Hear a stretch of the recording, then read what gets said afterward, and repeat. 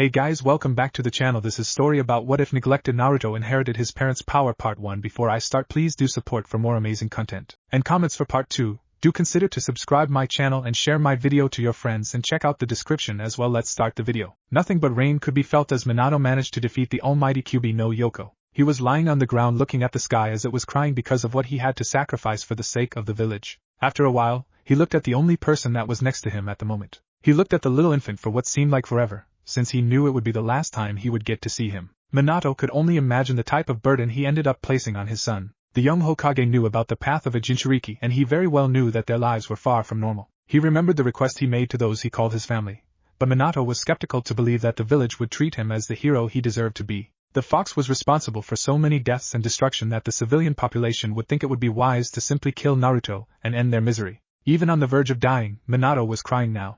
The reason was that he remembered his wife's passing just after giving birth to Naruto. And while he knew he would meet her up there, Naruto, on top of facing the burden of the Kyuubi no Yoko, would have to face it as an orphan. However, the only thing he could do right now was to cry, for he knew that any second now, his last breath would vanish and he would leave this plan of existence. He only had maybe a couple of minutes before the Shinigami came to collect his soul. Approaching his crying son, Minato managed to dry his own tears and held Naruto like any parent would when they wanted to calm their offspring. He hugged Naruto with utmost intensity. Before one Umbu member and Jiraiya arrived, they saw the scene being placed and looked down in sadness, for this moment would never happen again. "Jiraiya-sama," said Kakashi, but was interrupted when Jiraiya looked on the ground in dismay. "Let them be together, Kakashi.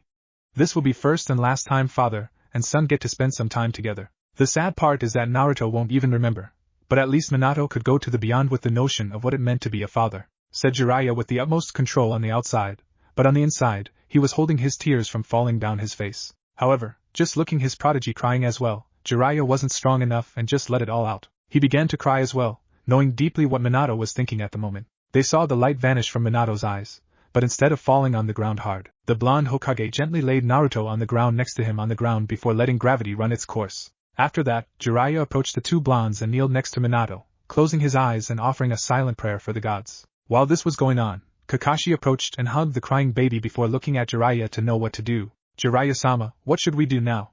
asked Kakashi, earning the Sanin's attention. "We'll take him to Sensei.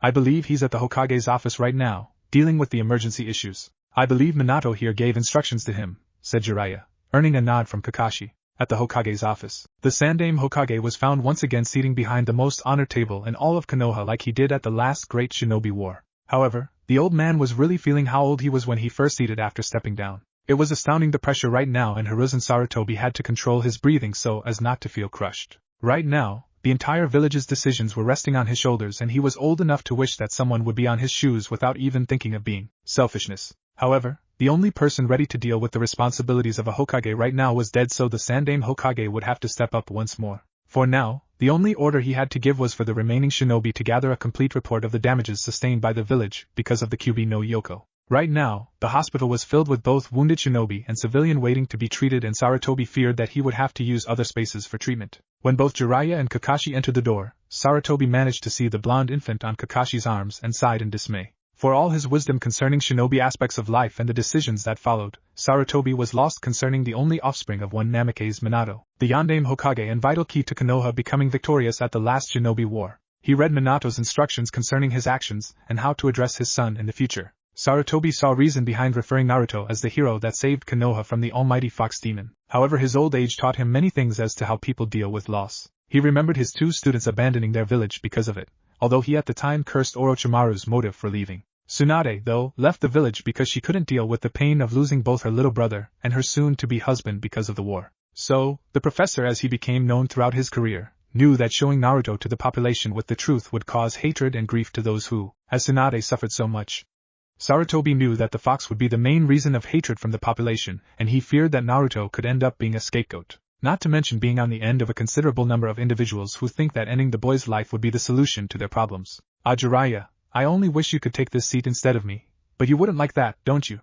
said Hiruzen, before seeing his student's dejected look. Normally, the perverted Sannin would give a nasty reply, saying that he wouldn't be able to do his research, and even making something up about maintaining his spy network. But now he didn't have what to say to the old man. Sarutobi could only smile in sympathy for a man who just lost the man he always considered his son. "Don't worry, Jiraiya. I know of your loss. Minato-kun was like a son to me, but I can't imagine how it must be for you right now. Now we must discuss about the boy in Kakashi's arms, said the Sandame, earning a nod from Jiraiya and Kakashi. Minato-kun, before leaving with his son, entrusted me with the welfare of the village until I find one suitable to be the Godame Hokage. I know it will take a while for that to happen, but at least I'll have some help running this village. I'll instate both my teammates, and create a council that will aid the Hokage in all matters both civilian and shinobi, said Hiruzen, earning a nod from those present. The reason was simple, Konoha was devastated. The village needed money to rebuild the village and medical supply for the wounded. However, a hidden shinobi village's income is measured by the amount of missions they do, so the shinobi population would have to step up and carry out the immense pile of mission requests that was so carefully separated. Given the recent events, Sarutobi could deny all mission requests, and he would have a valid reason for such. However, if he did this, he would condemn Konoha's future for two reasons. 1. Other hidden villages would know of the weakened state and start another war, something which the hidden village in the leaves couldn't afford at the moment. And the other reason would be that the minute one mission is denied, the village's reputation would decrease, thus not receiving as much missions as before. Looking at the list once more, Sarutobi let out another sigh and looked at his student. According to Minato, he wished that the truth behind the Fuinjutsu, sealing technique, to be shared with the public and that Naruto is to be referred as the hero that saved Konoha from the Kyuubi no Yoko. And while I tried to dissuade him of this idea, I cannot do things differently. Minato deserves this much from us. Sandame exposed Minato's wishes regarding Naruto, but both Kakashi and Jiraiya frowned regarding the blonde's naivety. However, all those in the room knew better than denying the Yondaime Hokage's wishes. It was the least that they could do for Minato and give a silent hope that Naruto has as less trouble as possible while growing up. Sensei, where is he going to live? Who is going to take care of him? Asked Jiraiya, to which Sarutobi frowned and fell into a thinking pose once again. Truly, Naruto needed treatment for the first 2 years, in order to be able to grow up healthy and nourished. Sarutobi didn't think that far ahead for simple reasons. The entire village just suffered sufficient damages and very soon, all the decisions would fall to him and his council. Now, he would get to assign someone to take care of the child. Now this was the tough part, he couldn't think of someone to take care of this child without thinking of taking advantage and try to kill him. He had no choice but to take care of the child, at least until he had enough age to join Konoha's orphanage. I'll take him to my house and assign someone of the Sarutobi clan to take care of him until he is 4 years old. After that, he'll be placed at the orphanage. He'll be well taken care of, said Hiruzen, hoping he would be right in the future. Jiraiya and Kakashi nodded at the idea, knowing that the Sandame Hokage would be busy this whole time to take care of baby Naruto. Now, Jiraiya, I have an S-ranked mission for you, starting now. Our reputation outside the village walls must be maintained. Spread the word to your spy network about our welfare. If the clients know of our situation right now, they will spread the word and we're doomed. Kakashi, join Yorambu squad and assist the remaining shinobi with anything they need. I'll expect a full report of the damages sustained by the village in about 2 hours, said Sarutobi, earning a nod from both Jiraiya and Kakashi. Jiraiya immediately vanished and Kakashi would as well, but he first placed Naruto in Sarutobi's care, before disappearing via Shunshin no Jutsu. Sarutobi, after looking at the vanishing Kakashi, looked down to the sleeping blonde. Naruto was sleeping so peacefully that Sarutobi couldn't help but smile at the innocent smile of a baby. Leaving the office, he headed towards the Sarutobi clan's compound. At the Sarutobi compound, Sarutobi Hiruzen walked inside with a blonde infant. The remaining members of the clan approached the old man and asked him about the village's damages. Asuma, my son, the fox nearly destroyed the village, but the Yondaime managed to stop it. I'm waiting for the damages report. I have to deal with something first, though. Is Mikoto-chan here? Asked Hiruzen, before hearing the voice of his daughter coming from behind the old man. The Sandame's daughter was stunning in every way. Black hair and green eyes, with a perfect skin, Mikoto earned a lot of stares. For some reason, yet unexplained by Konoha's medic department, she couldn't have a baby of her own and it frustrated both her and her husband, one Sarutobi Kaido. Kaido was a chunin of Konoha and very proficient with the bow staff style of fighting his father invented. Mikoto didn't want to become a ninja simply because her father's stories kind of scared her. She looked at the eyes of her father and saw the huge bags below his eyes. The events that happened in Konoha did that to people. However, when she looked at the infant, it was an instant motherly reaction. She ran to her father and grabbed the little boy as he began crying. Sure, it's okay, little one, you don't need to worry, I am here, whispered Mikoto to Naruto's ear, before the baby's noise subsided. Naruto instantly opened his blue eyes and looked at Mikoto for a while. However, just as everyone knew he would cry once more, the baby began to smile and extend his little arms and tried to caress Mikoto's face, earning a giggle from the woman, who dreamed of this happening. So cute, this little boy. Sarutobi Hiruzen smiled at the scene and wondered if Naruto was the missing piece of Mikoto's happiness, just as Mikoto was to Naruto's life. Mikoto-chan, we have to talk about this little infant, said Hiruzen, to which Mikoto looked at him before nodding and walking to the living room. After everyone got comfortable on their seats, Sarutobi Hiruzen began explaining everything what happened. As he explained, Asuma and Kaido frowned upon hearing that Kyuubi was sealed inside the baby, but Mikoto was already showing signs of crying. Poor little baby, she thought. To grow up not only carrying such a burden but also missing the warmth of a parent for comfort. She could only imagine the hardship young Naruto will face in the future. When Sarutobi explained that he took upon himself to raise the boy until his 4th birthday, Asuma protested right away. "Father, are you serious? This boy harnessed the fox inside of him. If the fox escapes, he'll kill us all," shouted Asuma, before looking at the serious face of his father. "Asuma, Minato's seal is perfect. Even Jiraiya, one of the Sannin, attested its effectiveness. We are safe from the Kyuubi's power. In regards to my choice, I'm sticking with it," stated Hiruzen, before turning to his daughter. "Mikoto-chan, I know of your situation as being unable to conceive children, so I'm asking you a favor to take care of little Naruto at least until he is 4 and able to step up for himself," asked Hiruzen, before watching his daughter with apprehension. The Sandaime Hokage loved his daughter like no other, even more when his wife passed away and she was not only their offspring, but a living memory of his beloved. He wanted her to accept Naruto like the son she never could, for 2 reasons. First, he felt devastated when Mikoto explained that she wouldn't be able to conceive, and second because she was the only one in Konoha who would provide unconditional motherly love to little Naruto without having second intentions. Mikoto, for her part, looked at her father and then at her husband for a while. She wanted to say yes right away, but if she was to be a mother to Naruto then Kaido was to be his father, so she couldn't do this without him. It was his smiling nod that filled her heart with joy, since she would be finally able to take care of someone like her own son. "Tusan, I'll gladly take care of little Naruto just like his mother would have done had she been alive right now, you can trust me," concluded Mikoto, earning a smile from Hiruzen, before hearing Kaido's approval as well of taking care of the blonde. "Thanks a lot you too. I'll issue one of the family physicians to look after him from time to time, so as to make sure nothing is wrong with the boy. Now let's settle little Naruto somewhere warm since I'll have to return to my office," said Hiruzen, to which Mikoto nodded and carried her surrogate son to his new room. At the Hokage's office. After arriving at his office, he saw the report on top of his table and frowned immediately. He knew about the devastation since he saw the whole thing happening, but numbers managed to give him a precise idea of Konoha's losses because of the attack, and quite frankly, he wasn't looking forward to reading it. Upon seating at his chair, he controlled his breathing and opened the scroll to read its contents. As he read through the report, the old man couldn't help but feel useless to this whole ordeal. The village's population took a heavy blow, and almost 40% of it was dead. Sarutobi was a firm believer that while the village walls are destroyed, the village would still live on since the ones living within would rebuild as much as possible. However, not only the buildings were destroyed, but also many lives were taken away. Flipping the page, Sarutobi was now reading the shinobi report regarding their numbers right now and those who lost their lives trying to defend the village from the monster. The greatest loss was on the Chunin department, since they are supposed to be on the front lines. The Jounin suffered as well, since they were second in line with the Genins following close behind, since they were responsible for securing as much of the civilian population as possible. The Umbu division was similar to the Jounin. The old Hokage grabbed an empty parchment and began taking notes. The surviving Genins will be tested to see if they could become Chunin and assume the C and low B ranked missions, and the Jounin would take the high B to A ranked ones. Sarutobi could say he was pleased with the fact that S ranked missions weren't amongst the requests, or else he would have to deploy a team of elite Jounin to do it. Thinking in details, the improvised Chunin test would consist of combat fighting to test their abilities and a field test to see if they have what it takes to perform tougher missions. Normally, they would be tested in terms of teamwork as well, however due to their circumstances, the test would have to be cut short. Sarutobi also wrote about the academy.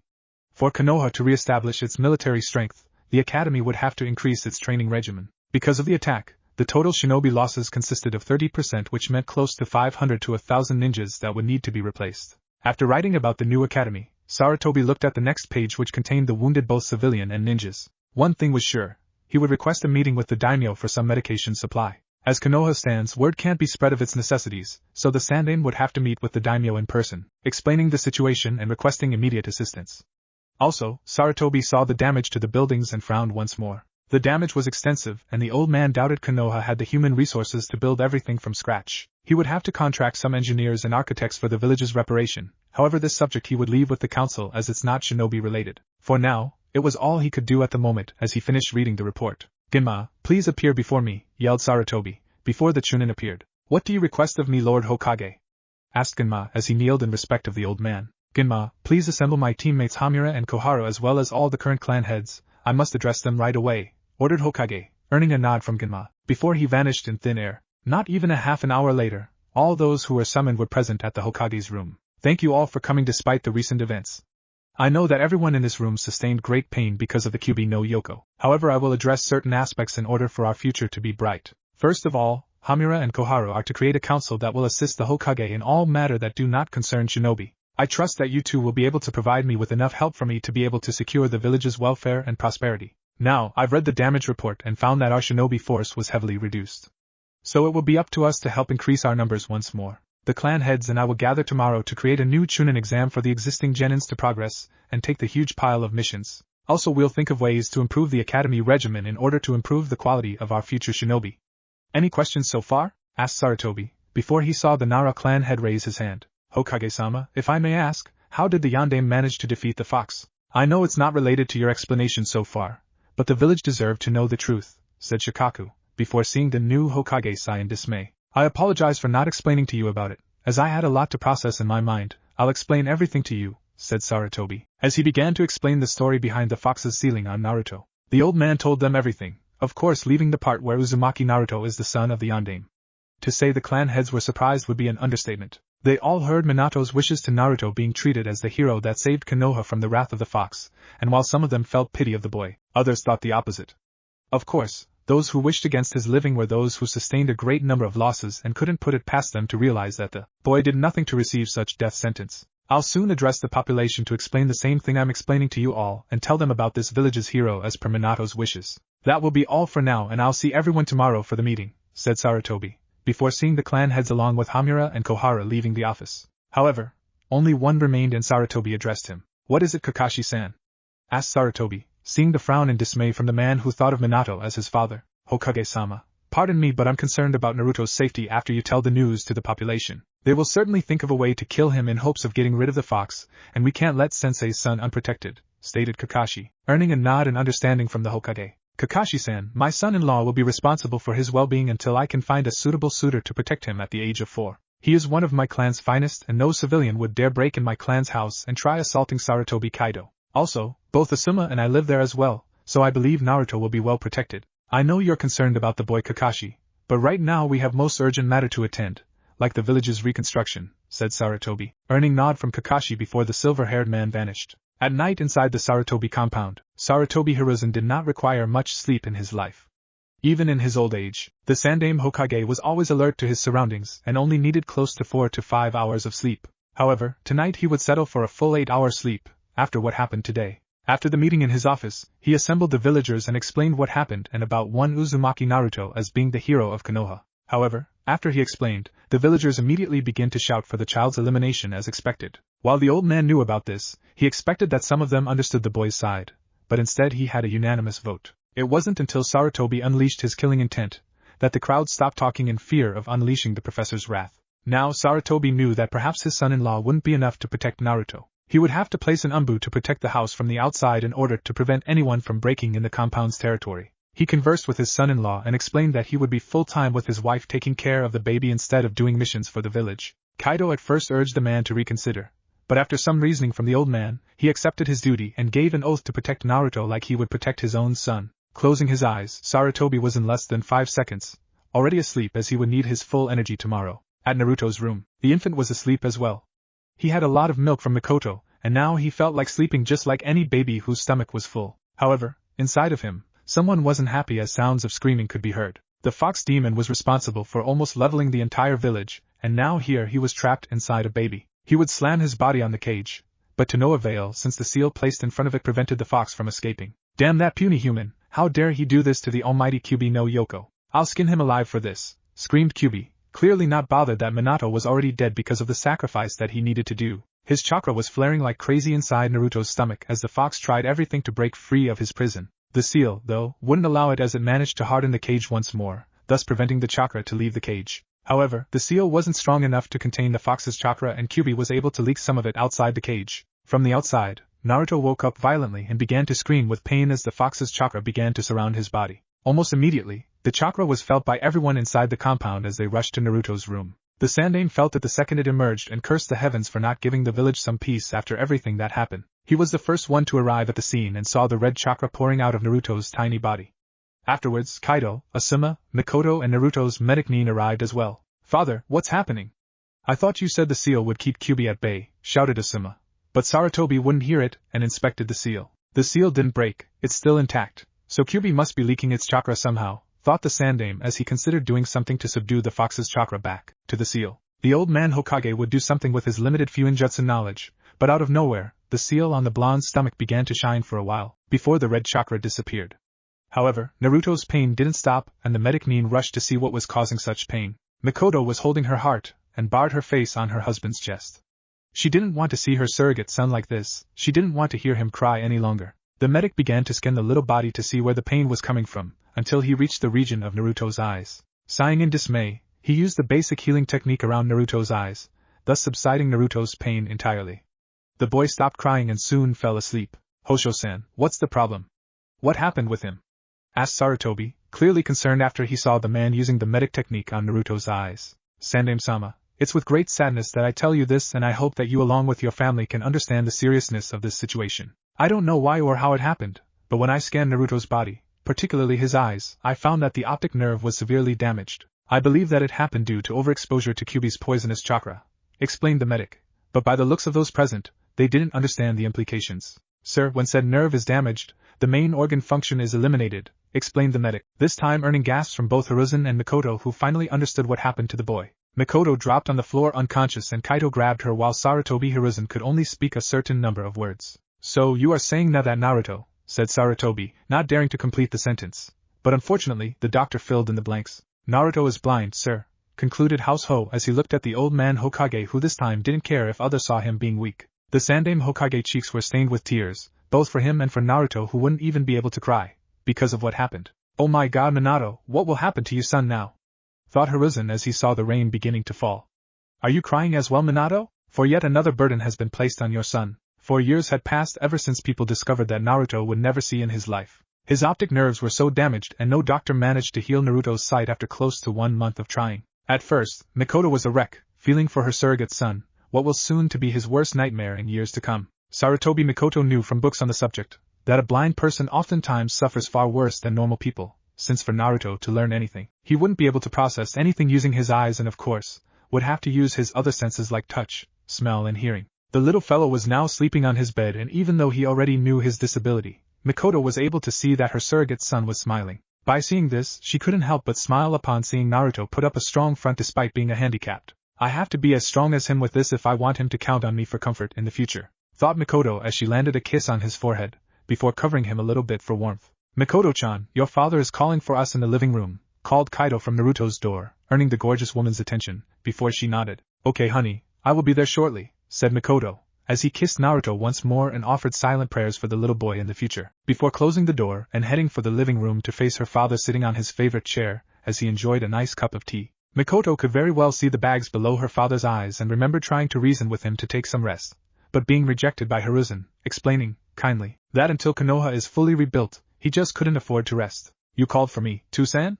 Asked Mikoto as she entered the room, earning the attention of her father who couldn't help but smile every time he saw his loving daughter. It was like she could wash away everything that troubled the aged Hokage. My lovely daughter, I don't want to disturb your time with little Naruto. There is just one minor subject that needs to be taken care of, said Hiruzen, earning a nod from his daughter as he continued. Naruto will be 4 years old tomorrow and I wanted, at first, place him in an orphanage where he could be well taken care of. However now that he's handicapped, that won't be possible, therefore I need to think of a suitable place for him to stay. I know you always wanted a child, but I would understand if you said you weren't prepared for taking care of a blinded child. Naruto will need someone for him 100% of the time, at least until he could learn to cope well with his disability. The question is I wanted you and Kaito-san here to adopt Naruto, but this decision is up to you two. I know Naruto has been a handful to you two because of the recent attack attempts on him and his constant crying because of the pain in his eyes. So I'll leave this decision to you two and you'll give me when you're ready to, explained Hiruzen, before he said that he would sleep for the day, leaving his daughter and son-in-law alone to talk. Mikoto would give the answer right away, because during these 4 years, she developed a link with the little blonde up to the point of managing to ease his anxiety upon not being able to see. She even managed to teach, at least tried to, how to depend on other senses like hearing and smell which on certain occasions, Naruto did manage to. Mikoto remembered when Naruto recognized her smell when she entered his room once, which at the time filled her heart with joy. However, she looked at Kaito to hear if he had some objections to adopting Naruto. She knew how many times people tried entering the Sarutobi compound to kill Naruto, only to meet Kaito's bow staff. She even remembered when a drunken Jounin managed to land a genjutsu on her husband and paralyzed him. The man would have been able to invade the compound, if hadn't Asuma stopped him with his trench knives. Kaito on his side wondered about the times where he had to stop people from entering the compound and to tell the truth, he felt that the house wasn't as safe as before. He as well developed a liking to the little blonde. When Kaito would train his bow staff style, he would see Naruto trying to walk on his own, falling down a lot, but never quitting. Kaido was a man that respected strength and strong will, and Naruto, at the age of 4, despite all the hardships, managed to earn his surrogate father's respect.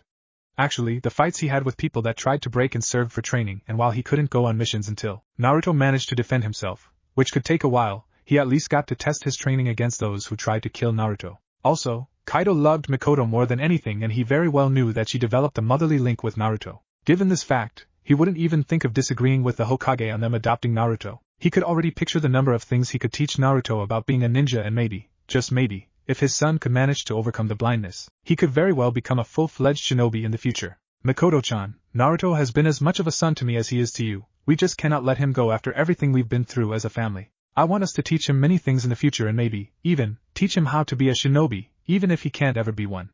How about we adopt him? Asked Kaido, as he smiled to Mikoto, who in turn threw herself at her husband and hugged with utmost intensity. Upon hearing Kaido's opinion about adopting Naruto, Mikoto couldn't help but throw herself in her husband's arms. Kaido has a firm personality and oftentimes chose to think rationality than relying on emotion, hence why the beautiful woman thought that her husband wouldn't want to adopt little Naruto. Little did she know, though, that not only Kaido had a soft spot for Naruto, but also the fact that Naruto earned Kaido's respect. Honey, I thought you wouldn't want to adopt Naruto. I know how much it pained you the last time a Jounin tried to assassinate him and almost got you instead. Not that I'm complaining, but why did you choose to adopt Naruto? Asked Mikoto, though the smile never left her face, for as this was the moment she always carved for in her life. I admit that protecting him is tougher than I first thought, and that if it weren't for Asuma, that man would have succeeded in killing Naruto. However, throughout these 4 years, Naruto-kun earned my respect through hard work and overcoming his blindness. That kid has a bright future ahead of him if he decides to become a shinobi, and I want to teach him how to be one. Plus the fact that you wanted a kid ever since we married, said Kaido as he smiled to his wife, earning a smile followed by a nod coming from Mikoto. Indeed, Naruto-kun, even though blind, always managed to smile and work hard to overcome his lack of sight, but I'm a little bit worried if he decides to be a ninja. I've seen how he reacts to father's stories, stated Mikoto. Chakra is a wonderful thing, Mikoto-chan.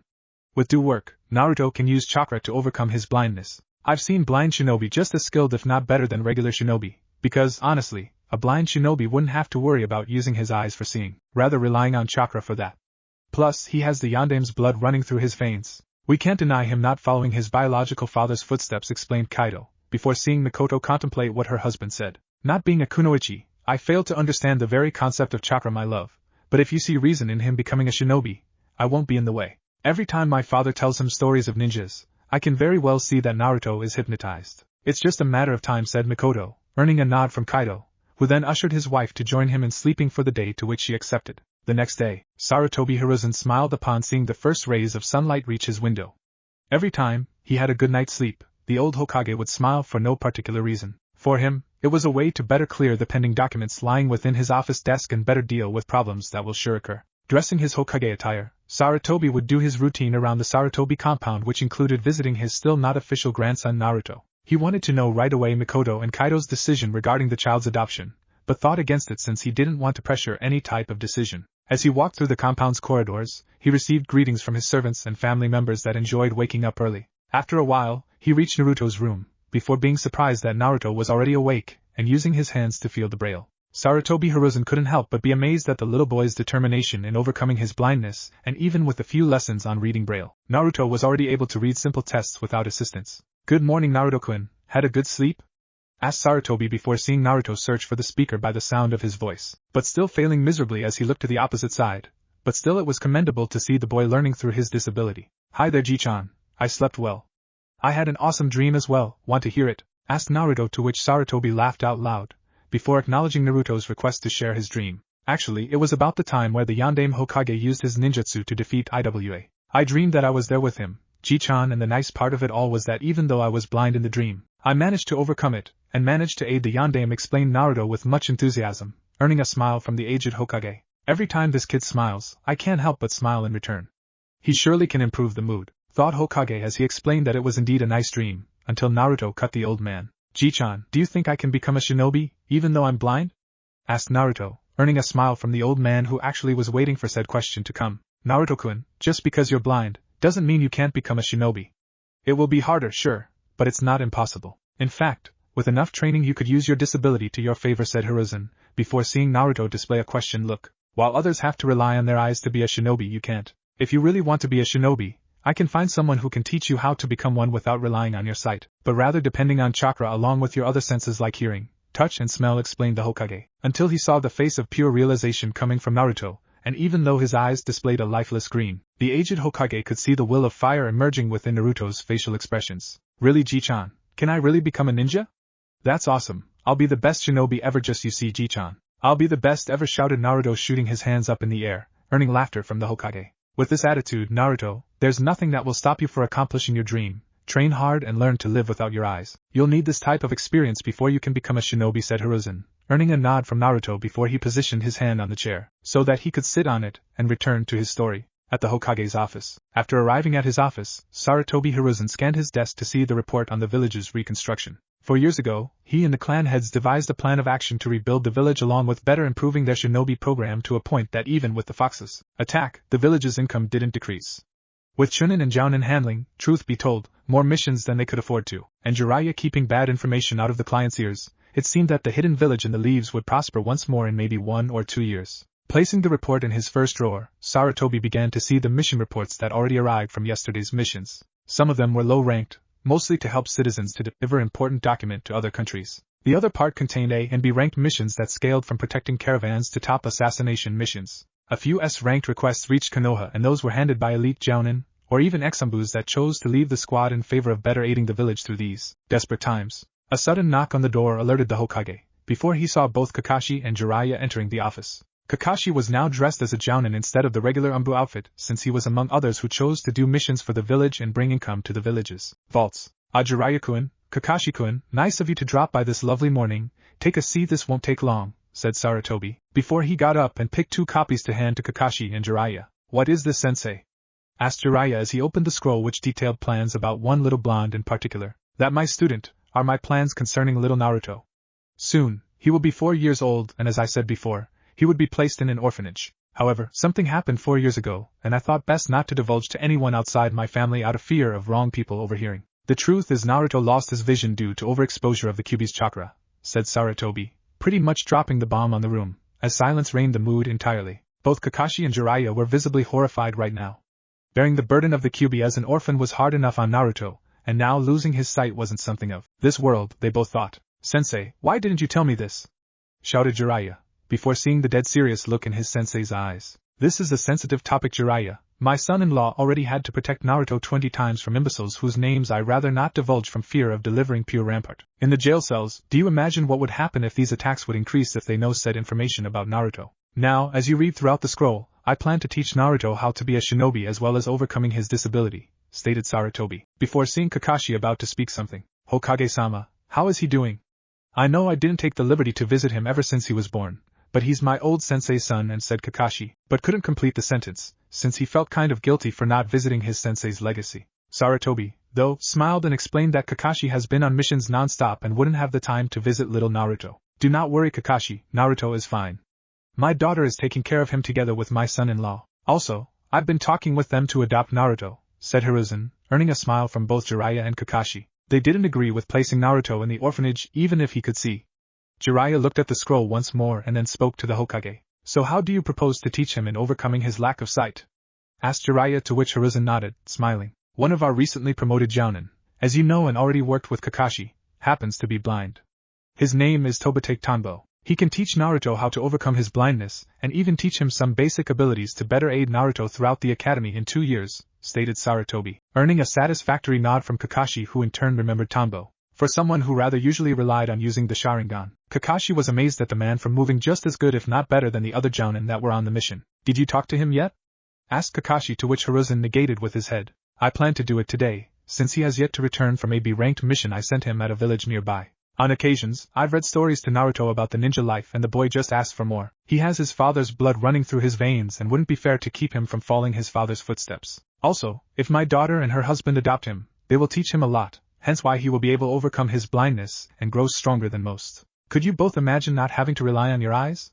Naruto could very well be the strongest ninja ever, as this happens to be his dream. So, that's all I wanted to tell you too, and I hope that Tanbo-san arrives today so that I can debrief him on his next long-term mission. At the Sarutobi compound, unaware of her father's plans concerning Naruto, Mikoto was spending time with her soon-to-be son. Naruto had such energy to spend, and his laughter while having fun spoke highly of his character. Mikoto would understand if Naruto grew up to be miserable because of his burdens, but on the contrary, the boy would never take that smile away from his face, and the sound of his laughter managed to warm her heart immensely. Right now, mother and son were playing at the main yard, a place where Naruto could get in contact with a number of sounds and odors that could help him in the future. Mikoto took the time to explain the most basic concept of distance by the sound's volume. It took a while, but Naruto learned how to measure distance by hearing the sounds of nature. What astounded Mikoto, though, was that while she couldn't hear more than a few meters away, Naruto was able to hear two birds singing on top of a tree at least 50 feet high. "Okay, Naruto-kun, what do you want to play next?" asked Mikoto as she began to tickle the little fella, before hearing that laughter of joy once more from the infant. "Stop, haha, stop, Ka-san, stop," said Naruto between laughter, with utmost innocence, but Mikoto was stunned. She heard from some women who had children that the best day of their lives was when their child called them mother for the first time, and now Mikoto heard Naruto call her, and she agreed with them. She couldn't bear her heart any longer as it grew immensely by Naruto's affection. Immediately, she hugged Naruto with utmost intensity, and so much care that her tears fell freely, and some of them landed on Naruto's hair. The infant was confused. Because of his inability to see that Mikoto's tears were from joy, all he could know was the sniffing noises and the feel of said tears on his head. All the infant could conclude was that his mother was crying, and he didn't have the life experience needed to realize that not all tears were bad. "Ka-san, why are you sad? Why are you crying?" said Naruto, as he used his hands to feel his mother's face, even managing to dry her tears, thus earning a comforting smile from Mikoto. "I'm not sad, Naruto-kun, I'm just happy to be with you," explained Mikoto, before seeing the look of pure confusion coming from Naruto, as expected. "Ka-san, how can you cry and be happy at the same time?" "I thought that we cried only when we're sad," stated Naruto, earning a true smile from Mikoto. "Not all tears comes from bad emotions, Naruto-kun. There will be times in life when your heart is filled with warmth, and you begin to cry tears of joy. That's why I was crying." Silly laughed Mikoto, earning a smile in return from Naruto. "Ka-san, what is like to cry?" asked Naruto, to which Mikoto looked on in sympathy for her son. "Even though you can't cry, Naruto, that doesn't mean you cannot feel either sad or happy. Crying is just an effective response of your body upon being subjected to high pain, either physical or emotional. Don't worry about never crying, Naruto-kun. If you learn how to share your emotions with those you care for, they won't need to see tears to see what you're feeling," explained Mikoto, to which Naruto nodded. From a distance, Kaido watched the scene with a smile on his face. He knew how long Mikoto waited to hear someone call her his mother, and when he saw her smiling face, he couldn't help but smile as well. He knew he made the right decision to adopt Naruto, no matter the consequences are, and he would train hard enough to be able to better protect the new member of the family, until he learns how to protect himself. Suddenly, though, his senses became alert for intrusion. Hiding behind the tree nearby, Kaido spotted two shinobi managing to get past by the security seals that protected the compound walls, which meant that they are at least Chunin-level shinobi, and Kaido didn't need to know their intentions before engaging. But at least he could stall them by talking while he analyzed their skills. Vanishing within a small tornado, Kaido appeared in front of the two Chunin. "Stop right now!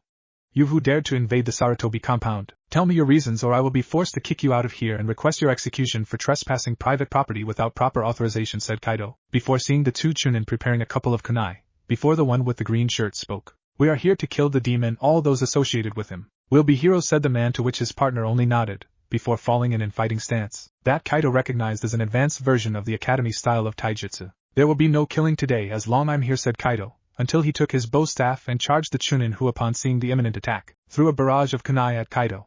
Sarutobi began twirling his weapon, thus stopping all the incoming projectiles, before jumping and preparing his weapon to hit one of them on the shoulders. The one in green suffered the hit, and in seconds he saw that Kaido landed on the ground and twisted his body to land a reverse kick to the man's chest, thus sending him flying.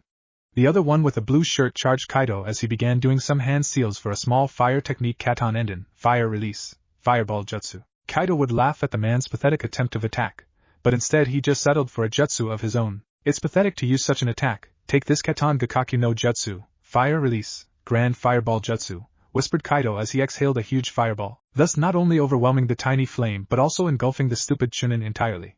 The man tried to scream, but it was without avail as the flames consumed him entirely. He wasn't dead, but on the very least, his ninja career would be over. The one in green shirt screamed for his partner before looking at Kaido, who was now directed at him for the kill. "Your friend paid the price for his stupidity. Leave now and maybe I'll spare you. Stay and share the same fate of your partner. Note that everyone who tries to break in this compound will share the same fate," said Kaido, as he positioned his bow staff facing the other enemy, who in turn snarled and left. "Idiot," snarled Kaido as he headed to the compound. He remembered the man's face and would be sure to report to the Hokage in order for him to be questioned and then arrested for treason. At night at the Hokage's office, reviewing a couple of reports from the Umbu division concerning a threat they handled, Sarutobi lost track of time as he looked back and realized that the sun was already halfway down and the moon was already up. Such disposition was only found in his early days as Hokage, and the aged Sarutobi couldn't help but smile at the time he received the honor from the Naidame Hokage to succeed him as Sandame Hokage.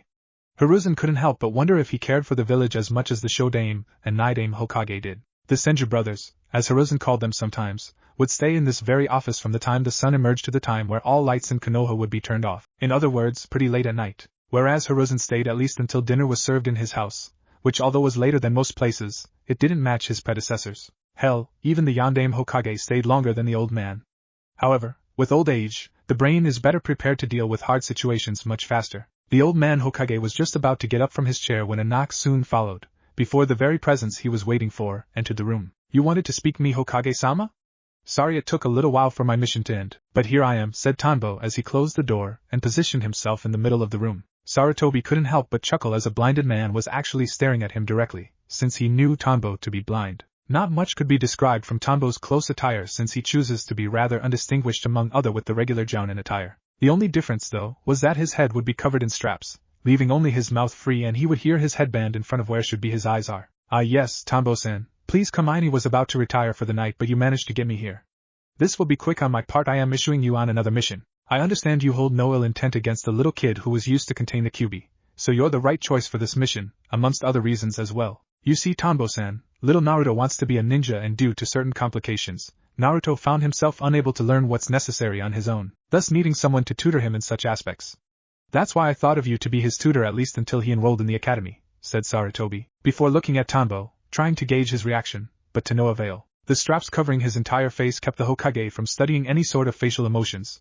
Also, Tanbo trained himself hard since not even his body moved. Tanbo, for his part, wondered about the catch in what the Hokage explained so far. The Kyuubi kid was never the center of Tanbo's hate, but that couldn't be a reason for placing him to tutor the brat. "Hokage-sama, not to say that I'm honored that you choose me as such, why do you feel I'm the one to teach Naruto-san? Surely, are tons of other jounin in Konoha who would be better fitted to train him?" asked Tanbo, to which Sarutobi nodded. "As I said, Naruto had certain complications, and a said complication is the most important reason of my choice in placing you for his tutorage. You see, a day after Naruto was born, I placed him in my house to be well taken care of until he would be 4 years old. However, one night, the fox's chakra enveloped his body. You very well know that the fox's chakra is poisonous, so on that night, the fox's chakra hit Naruto's eyes with force, thus damaging his optic nerve severely. Naruto is just like you, Tanbo-san. Naruto is blind," explained Sarutobi with a heavy heart, and Tanbo could feel it since he learned to rely on other senses just like any blinded individual had to if they wanted to live. He could very well see that the Sandame cared much for little Naruto. "I understand, Hokage-sama. So you want me to teach him how to be a ninja despite the disability we share. What will be the topics of my teaching?" asked Tanbo, to which the Hokage wiped his tears away. "Apart from of course teaching him how to overcome blindness, I believe it would be adequate to teach him some physical abilities such as taijutsu, agility and stamina. Also some chakra exercises as well, like tree walking and water walking," explained Hokage, before seeing that Tanbo was about to express something. "Hokage-sama, for Naruto to overcome his blindness, his notion of chakra would have to be dealt with sooner. I developed techniques that happen to use chakra for guidance. After that we can focus on the physical. When can I start, Hokage-sama?" asked Tanbo, to which Hokage smiled and said that he could very well rest for the night, and then present himself at the Sarutobi compound tomorrow at 10 in the morning, which Tanbo accepted and left the room via Shunshin. Afterwards, the Hokage closed the door to his office and left towards his house with a smile on his face, upon finding someone to tutor Naruto. At the Sarutobi compound, 5 minutes later, he was already inside the compound as he saw his lovely daughter taking care of some plants that were inside the living room. "So daughter, have you and Kaido reached a decision about Naruto's adoption?" asked Sarutobi, before seeing that smile on his daughter's face, thus telling him everything he needed to know.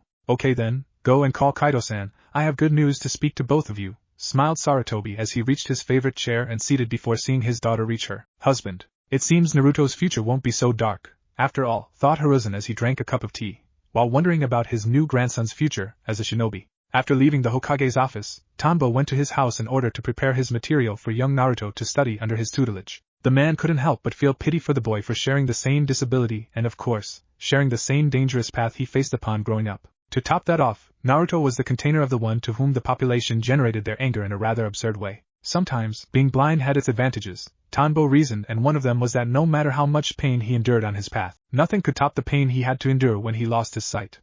In a way, Naruto was lucky from not losing his eyes later in life. Another side of the pain, namely the emotional, occurred when sight was suddenly taken away from you and darkness followed. As he reached the set of stairs that would lead to his apartment, He didn't even need to use chakra to see the path and the doorknob as he opened the door to his apartment. Another quirk of being blind was that light was a cost he didn't have to worry about as he began to change into some light clothes before going to sleep. However, before he could his much-deserved sleep, he heard someone knocking on his door, thus awakening him from his almost slumber. Expanding his chakra, he could very well see who was at the door and sighed, since this person wouldn't leave him alone and he very well knew the time, even though he couldn't see.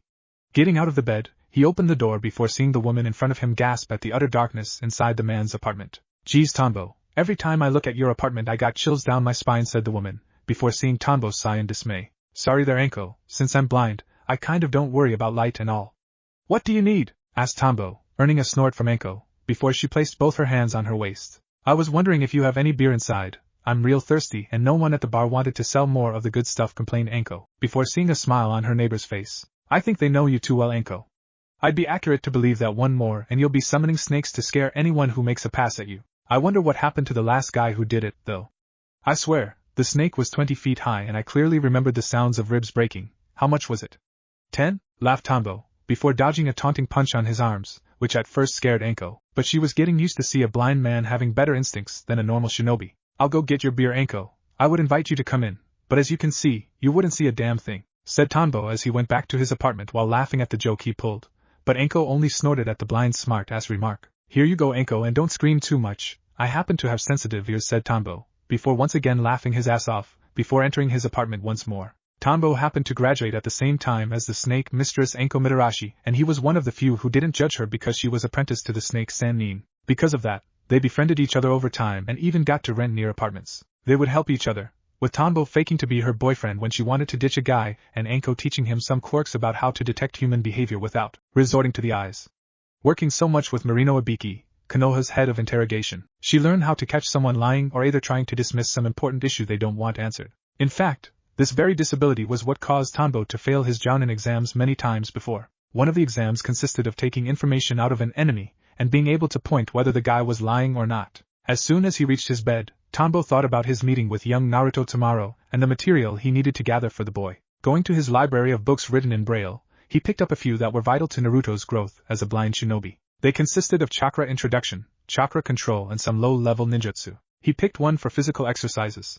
However, this last one would be used when Naruto managed to use his chakra for guidance. After that, he went to sleep knowing that the next 2 years will be full of surprises as, according to the Hokage, little Naruto was determined and full of energy. At the Sarutobi compound, the next day, Tombo was in front of the Sarutobi compound's gate as he rang the bell to alert the family of his presence. Within minutes, the Hokage himself answered the door, surprising Tombo greatly. "Greetings, Tombo-san, I can see that punctuality is one of your qualities. Please come in so I can introduce you to my humble family," said Hiruzen as Tombo nodded, before following the Hokage back to his house. As he entered, the man used chakra and images appeared in his mind's eye like a sonar. He then began following Hiruzen around without the need of using his instincts or any other of his senses to aid him. This technique was his creation and it permitted him to substitute his eyes with chakra by sending a sort of chakra pulse all around which would transfer the images to him through his other sensitive organs, like nose, ears and tact. Also his skills would grant him an ability close to the Hyuga's Dijitsu, however not fully as he couldn't see the Tenketsus, but rather a blurry vision of the chakra circulatory system.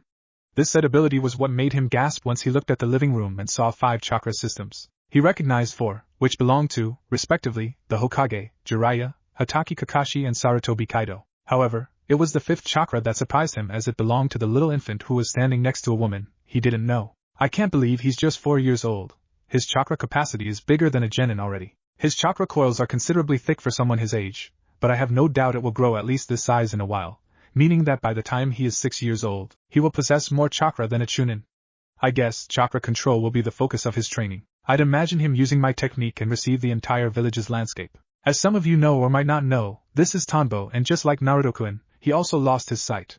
I gave him a mission to tutor little Naruto on how to be a shinobi despite his lack of sight. Tombo-san, I trust you already know my student Jiraiya and Hatake Kakashi, said Hiruzen, earning a nod followed by some greeting. Also, you know my son-in-law Sarutobi Kaido and his wife, my lovely daughter Mikoto, said Hiruzen, before seeing Tombo greet them as well, before moving to the little boy who was, according to Tombo, focusing on his hearing in order to face the guest, but with no avail. Smiling in memory of himself a long time ago, Tombo knelt to meet Naruto's height and landed his hand on his shoulder. And you must be little Naruto. It's nice to meet you. I'm Tobitake Tombo, and you can call me like that if you want to, said Tombo, before seeing the boy smile, before greeting the man in the most friendly way possible. Greetings, Tombo-sensei. I'm Sarutobi. Naruto smiled. Naruto, earning a nod from the bigger blind that was wondering about the name sensei and actually enjoyed it. So Tambo-san, I imagine these books you brought are for young Naruto here? Asked the Hokage, earning the man's attention as he nodded and explained that they were written in Braille and their respective subjects. Meanwhile, everyone in the house was impressed at seeing the man looking at the Hokage as he wasn't blind at all, and Mikoto wondered if Naruto would learn to be like this as well. As Tambo explained the book contents, Mikoto interrupted to say that Naruto needed to eat some breakfast and that he could start the lessons afterwards, to which everyone nodded before she left with the little blonde while holding hands, thus leaving the man inside the living room. As they gathered, Tambo began to hear everything he needed to know, like the attempts on Naruto's life and Kaido stopping all of them. The man listened and smiled upon knowing that, although Naruto lost his sight, as a result of high exposure of the Kyuubi's chakra, it enhanced his other senses, facilitating his work teaching the infant. After some time passed, the Hokage apologized before saying he must attend to a meeting with the council in order to supervise the village's reconstruction, to which everyone nodded and bid the Hokage goodbye. Kakashi and Jiraiya also left, thus leaving Kaido and Tambo to take a walk along the compound while discussing some aspects. So Tambo-san, I trust that you'll take care of Naruto-kun's training. However, because of what's sealed inside of my son, you must be aware that people wouldn't think twice before invading this compound to kill him. I'll be here protecting him as most as I can, but there will be times when I can't reach Naruto in time to save him, and there's where you came in to protect him. I know the only reason why you never passed the Jounin exams, and I also know that when it comes to fighting, there aren't many in Konoha that top your skills, said Kaido as the two were reaching the main garden. Do not worry, Kaido-san, I'm well aware of little Naruto's resident, and also aware of what fools are capable of doing. I'll protect Naruto like he was my own son, trust me, stated Tambo, earning a smiling nod from Kaido as they suddenly saw a sight and smiled. Naruto appeared out of the kitchen and ran throughout the garden like any other kid his age would do. Kaido was happy that the boy already learned how to walk and even run without falling once, as did Tambo. For a normal person, making a big deal of someone learning to place a foot in front of the other would be considered a weird thing, but for a blinded person, it was progress. So what do you intend to teach him first? Asked Kaido as he was watching his son smiling. For us blind shinobi, we need a new guidance system in order to work fully as a shinobi. I intend to teach him about chakra and some chakra-related exercises. Afterwards, I'll teach him a technique I created that overcomes one's lack of sight with chakra alone, but it will take a while. I'll also focus on physical exercises once he finishes the chakra part, and maybe, if I have more time, teach the low-level techniques that he would normally learn at the academy, explained Tambo, earning a nod from Kaido as he saw Naruto fall flat on his butt because he decided to jump all of a sudden. However, instead of crying his eyes out, the blonde infant just laughed and laughed like there was no tomorrow, which in turn made Kaido laugh at the boy's innocence. Turning to walk once more, Kaido moved on to more pressing matters regarding the little infant. There is something more you need to know, Tambo-san, and that's Naruto's birthday. October 10th is Naruto-kun's birthday, but it's also the date that the population remembers those who perished under the Fox's rampage, hence why a few of them decided to invade our property last year.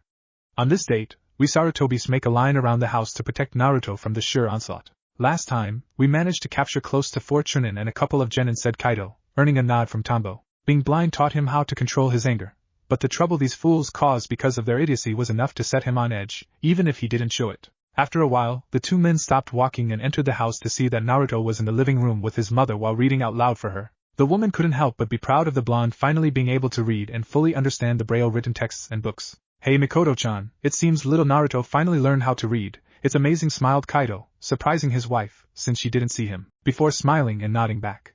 She landed her hands on Naruto's shoulder softly and cuddled his hair repeatedly, before giggling at the sound of Naruto demonstrating his enjoyment. Mikoto-chan, why not let little Naruto with Tambo-san here so that he can start his tutoring? Said Kaido, before seeing his wife smile and nod. Sure thing. Tambo-san, Naruto-kun is all yours. If you need me for something, I'll be in the kitchen preparing something, said Mikoto as Tambo nodded, before she and her husband went to the kitchen, thus leaving student and sensei alone for the first time. Tambo could see that Naruto was facing him, and he very well knew that the blonde had been training in adjusting his other senses for guidance. This will be easier than I thought Tambo as he approached Naruto, who heard the steps coming his way and smiled towards his sensei. Hello Tambo-sensei, said Naruto with a smile on his face, despite the green lifeless eyes. Hi Naruto, I'll be your sensei and I'll explain to you how we're going to work, stated Tambo, earning a nod from Naruto as the man continued. I've brought books written in Braille that will explain to you about chakra and chakra control exercises. This knowledge will be vital for a ninjutsu I plan to teach you. What would you say if I told you that you could use chakra to replace your eyes? Asked Tambo, before which he had covered his ears. Are you serious? That's awesome. I will be able to see, shouted Naruto, earning a nod from Tambo, who considered cleaning his eardrums a little bit afterwards. Yes, you will be able to see with the usage of chakra, but first you need to know everything there is to know about it, including several exercises that will help you harness this ability. So let's get to it, said Tambo, to which Naruto nodded enthusiastically, before receiving the first book from his sensei. The content of the book was somewhat familiar with his Ji-chan's lectures Naruto heard a couple months back as he was passing his finger through the braille test and absorbing everything like a sponge at the Hokage's office. After arriving at his office, Sarutobi Hiruzen went to the mission reports from yesterday.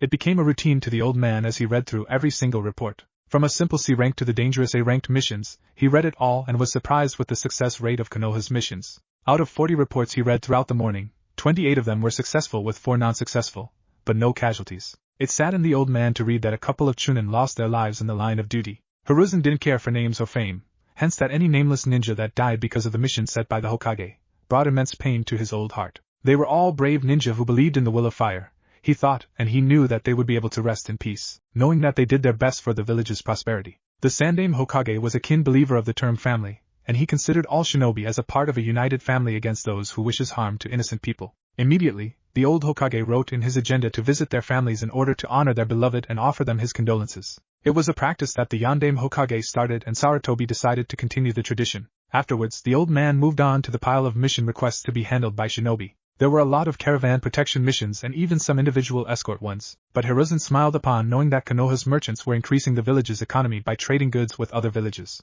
He then wrote the names of the shinobi he selected for each mission to be carried out, before reaching for his assistants for the briefing to be held. Yumino Irika was just promoted to Chunin and was nominated as Sarutobi's assistant until he was fit for working at the academy, a dream he shared ever since he graduated as a genin. Irika, the missions are ready. You can pick them up and pass them to the respective shinobi I picked, said Sarutobi, earning a bow in respect from the young Chunin, before picking up the mission requests and taking them to the mission room. Not all missions were personally assigned by the Hokage, only high A-ranked and S-ranked missions, which needed a more detailed explanation in order for the mission to be carried with most excellence. Hiruzen's day was going well, until someone nodded on his door and entered without his authorization. Uchiha Fugaku changed a lot these last couple of years and the Hokage was wary of this man. On certain council meetings, Fugaku would stay distant and didn't mutter a single word whether protesting or not. The old man wondered what Fugaku needed to talk to him about. Greetings Hokage-sama, I hereby wish for an audience with you, said Fugaku as he bowed in respect, just like a snake would, before coming from behind and stab him. Hiruzen wasn't considered the professor for nothing and he very well knew that something was wrong, terribly wrong. Certainly Fugaku-sama, what is it that you need to speak with me about? Asked the Hokage, before seeing the Uchiha stop bowing and focused eye to eye with the Sandaime Hokage. It came to my attention that the Umbu forces have shown interest in my elder son Itachi, and I must say it's considered an honor to the Uchiha family for such nomination. I was wondering, though, about what would his position be once an Umbu, asked Fugaku. Because of his abilities with the Sharingan, Itachi-kun will be better suited for one of Umbu's heavy assault teams.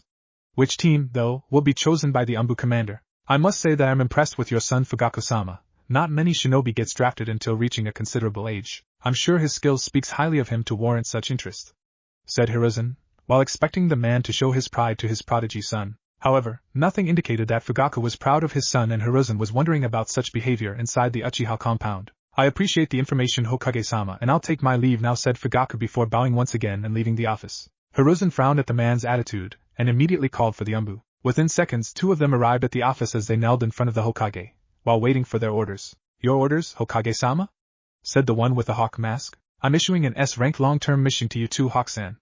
I want you to investigate the Uchiha compound and their members for any suspicious activities. This is to remain an Umbu-level secret, ordered the Sandaime, earning a nod from the one with the hawk mask. Certainly, Hokage-sama. Anything else? Asked the Umbu, which earned a nod from Sarutobi. You must use discretion in this mission, Hawk-san. No one of that clan can know you're investigating them. Focus your efforts on the clan leader Fugaku and the clan council. Call it a hunch of mine, but I suspect some hidden intentions coming from inside that compound, said the Hokage, before both nodded and vanished within milliseconds, thus leaving the aged Hokage alone to consider his last set of actions. The Uchiha clan was a force to be recognized and each one of their members contributed greatly to both the Third Shinobi War and the village's reconstruction after suffering the Kyuubi's rampart. Nevertheless, something was going on inside the clan walls, and being someone as revered by the shinobi as he was, one wouldn't need a full hand to count the number of wrong bets he made as Hokage. He would only have to lead such a path with care, because if by chance someone gets word of what he was doing, he would be having a major headache while dealing with a mob of enraged Sharingan users on his doorstep. The old man trusted his Umbu force, though, to keep things low while spying on Fugaku on occasions. Sarutobi would even call for his student Jiraiya to speak to him about this matter, and see what he can find with the man's spying network. 6 months later, after 6 months of training, young Naruto had come a long way thanks to Tombo's teachings. The boy grasped the knowledge needed about chakra and even got to master the second chakra control exercise, which was to walk on water using chakra. Tombo reasoned that tree walking wasn't within Naruto's reach yet simply because he couldn't use Tombo's technique yet. Also, Tombo realized that when it came to chakra use, Naruto was a natural. He had high chakra reserves, but by learning several chakra control exercises, the blonde managed to use just enough for the technique he was learning. His sensei had a different theory and blamed it on Naruto's blindness. When someone is used to being blind, concepts like fear and anxiety are lost. The boy knew how to do the henge technique and the kawarimi, by using both his creativity from what he read in books and from his tact as he would pass his hands on a rock in order to feel its shape and density. Naruto managed the henge because of a genjutsu that Tombo used on him to implant the image of a famous shinobi called Hatake Tsukumo, and the boy, after a few tries, managed to transform into him. However, the green lifeless eyes remained. The Bunshin Jutsu was hard simply because it's the least chakra-taxing jutsu in the book and Naruto just couldn't use that little chakra, despite his more-than-average control. Right now, the blonde was meditating in order to better control the flow of his chakra while Tombo, Kaido and Hiruzen watched in fascination. Kaido and Hiruzen were astonished upon seeing the blonde's abilities with chakra, and the Hokage couldn't help but wonder if Tombo was that good of a sensei to teach the blonde so much. Upon asking the blind man, Tombo admitted not having a hard time since Naruto managed to learn a lot by simply reading the books. The techniques were taught by him, sure, but the chakra needed for the technique was all Naruto. The Sandaime even reasoned that Naruto's growth was because of whose blood ran through the child's veins and considered the possibility of Naruto surpassing his biological father. The last requirement Naruto needed to fulfill was Tombo's technique called Chakra no Myaku, Chakra Pulse, which consisted of sending a pulse of chakra from every direction, which would send the images back to Naruto via his other senses. The blonde's first attempts were mediocre at best, and no image whatsoever was transferred to him. The last, though, Naruto managed to see the outline of Tombo's body, before the image stopped. The water walking exercise was vital for Naruto to learn the technique, since he had to maintain a constant flow of chakra pulse, just like when he needed to walk on water. Hiruzen turned to Naruto's sensei and proceeded to ask, "Tombo-san, how long did it take for you to learn this technique?" asked Hiruzen, earning the blind Jounin's attention. "After creating it, it took me close to 3 months to learn it." "Naruto will be close, since he's been trying for over 2 months now," said Tombo, before Hiruzen turned to look at Naruto. The old Hokage couldn't help but be proud of the blonde's accomplishment, and wished the blonde could see his grandfather. "Naruto, you can stop meditating now. Try the technique once again with the hand seals I taught you," said Tombo, earning a nod from Naruto as he placed his hands together for the technique. Monkey, Tiger Chakra no Myaku. Suddenly, all of them felt the immense chakra wave coming from Naruto, and Tombo smiled since he knew that the boy finally managed to finish the technique. Naruto, for his part, was adjusting to this entirely new experience. Just after he finished the technique, the blonde had 360 degrees vision around him. He looked around to see what real nature was and even saw his whole body, which until now, he had never seen. The blonde was laughing while looking at his hands in front of him, before he turned around upon hearing his sensei's words. "Congratulations, Naruto, you're now able to see. Tell me what your grandfather looked like," asked Tombo as he saw Naruto adjusting himself to face the old Hokage, before smiling at the old man. "Ji-chan is really old and wrinkled." "What is this sound I'm hearing? It's like the sound of drums," said Naruto, confusing the Hokage at first, before he heard Tombo laughing. "That happens to be his heart beating, Naruto. This technique I've taught you not only makes you see, but also increase you other senses tenfold. Hence why you're able to hear Hokage-sama's heartbeat," stated Tombo, earning a nod followed by a smile, before a familiar smell reached Naruto's nose as he fixed his gaze at Kaido, before jumping straight at him while shouting the word "Tusan." Kaido was surprised from hearing this, but extended his arms to receive Naruto, before adjusting his weight so as not to fall on the ground because of the fact that the blonde practically threw himself at the man. Kaido ruffled Naruto's hair madly, while praising him for this new ability which earned a smile in return from Naruto. Yes, the boy was already accustomed to being blind, but like any other child, he carved for their parents' attention, and right now only one person wasn't near him, and he as hell wouldn't wait another second to show her what he learned. Just as Tombo was about to say something, he was cut off when Naruto ran to the main house, screaming for his Ka-san. "At ease, Tombo-san, you wouldn't think the boy wouldn't show this to his mother, now would you? If Naruto managed to hear my heart beat, then he will have to close his ears upon hearing my daughter's," smiled Hiruzen, before everyone followed suit on the Hokage's joke. As everyone entered home, they saw Naruto trying to help Mikoto to wake up, but failing miserably since he was only 4 years old, and couldn't do much. He explained, though, that he showed his new skills to Mikoto and that he called her the most beautiful woman in the world, before she fainted right on the spot. His surrogate father Kaido laughed a little and then kneeled to meet Naruto's gaze and smiled to the little child who just about now discovered the world outside and would only grow stronger with time. A while later at the Hokage's office, after leaving the compound, both Tombo and the Hokage went back to his office, since Naruto overexerted himself doing the technique over and over again, so he was sleeping. The Hokage, though, wanted to talk to Naruto's sensei on a more personal level. The old man was impressed with the man's abilities to teach Naruto, and wondered if he would have the same ability with normal genins. "I just wanted to say congratulations, Tombo-san," Naruto managed in only 6 months to cover a lot of theory regarding chakra and even learn how to walk on water, an exercise considered to be Chunin level. I can only wonder how he's going to be on his 6th birthday, praised the Hokage, before seeing the man nod in appraisal, before continuing. Now tell me what your expectations regarding his training? Asked Hiruzen. With your permission, Hokage-sama, Naruto-kun has some nice skills with the usage of chakra, and now that he knows my technique, I can move him to learn tree walking and some physical exercises to build stamina and increase speed. Of course, we'll be training evasion maneuvers and even get him started in one style of taijutsu for him to have and improve on in the future. I don't believe it's necessary for him to learn more ninjutsu outside the basics he already knows and the chakra no Maika technique. I trust that you approve my schedule, Hokage-sama? Asked Tanbo, earning a satisfying smile from the Hokage. No, everything is just fine, Tanbo-san. You're right about not teaching Naruto ninjutsu techniques right now. He should first learn how to use your technique without thinking first, and also learn how to defend himself. Also, there aren't that much ninjutsu out there apart from the elemental ones, and those who don't fit the category requires a heavy load of chakra to perform. For now, your agenda will suffice, Tanbo-san. I appreciate everything you've done for little Naruto, and I hope to meet you again tomorrow at the compound, said Hiruzen, as Tanbo bowed in reverence before leaving the office. After hearing the door closing, Sarutobi grabbed his cup of tea and took a sip, before smiling like a teenager. At first, when he learned that Naruto was blind, Sarutobi feared about the boy's future. Also, when he saw Naruto taking longer time to learn even the simplest tasks that normal children would pick up instantly. However, while he saw that Naruto failed in learning, the boy wouldn't give up and try over and over again, until he managed to learn by using his instinct. Now Sarutobi's grandson learned how to use chakra to see, and the man thanked Kami for his blessing of Naruto. He turned his chair and looked up to the night before smiling as a star suddenly blinked as if the sky was telling him an important message. Somehow, I think it's you, Minato, who's watching him over.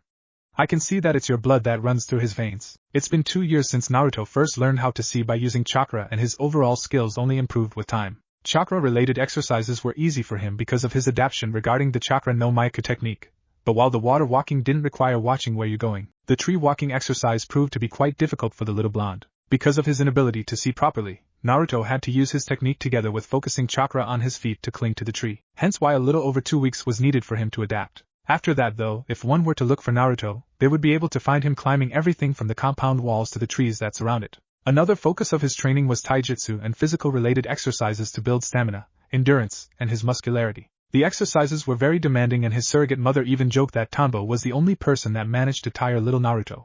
Nevertheless, in 2 years, Naruto managed to cover quite a lot of ground with such exercises by using some minor weights to his limbs at all times. Needless to say, the blonde achieved a level way higher than any child his age would, and that filled his surrogate grandfather's heart with pride as he saw Naruto run, dash, jump, dodge every single obstacle placed in the Sarutobi's courtyard with relative ease. The only problem, which was long since taken care of, was which taijutsu style to teach the blonde. Sure, he may be quite young to understand the importance of having a style, but as a Sarutobi, he would need to follow their tradition, hence why his father was assigned to teach him the Saruken, monkey fist, style of fighting. At first, Kaido displayed serious doubts about teaching his son this style, seeing as he lacked the necessary agility and flexibility in order to perform the katas. But Hiruzen was adamant about having some patience with Naruto, since just like everything else in the past, he would manage to learn through hard work and concentration. In the end, old Sarutobi was right, as Naruto did manage to understand how the Saruken is supposed to be handled. By aiming fast sequences of low kicks and well-aimed punches, the Saruken focused on overwhelming the enemy, before landing one last powerful attack, thus winning the battle.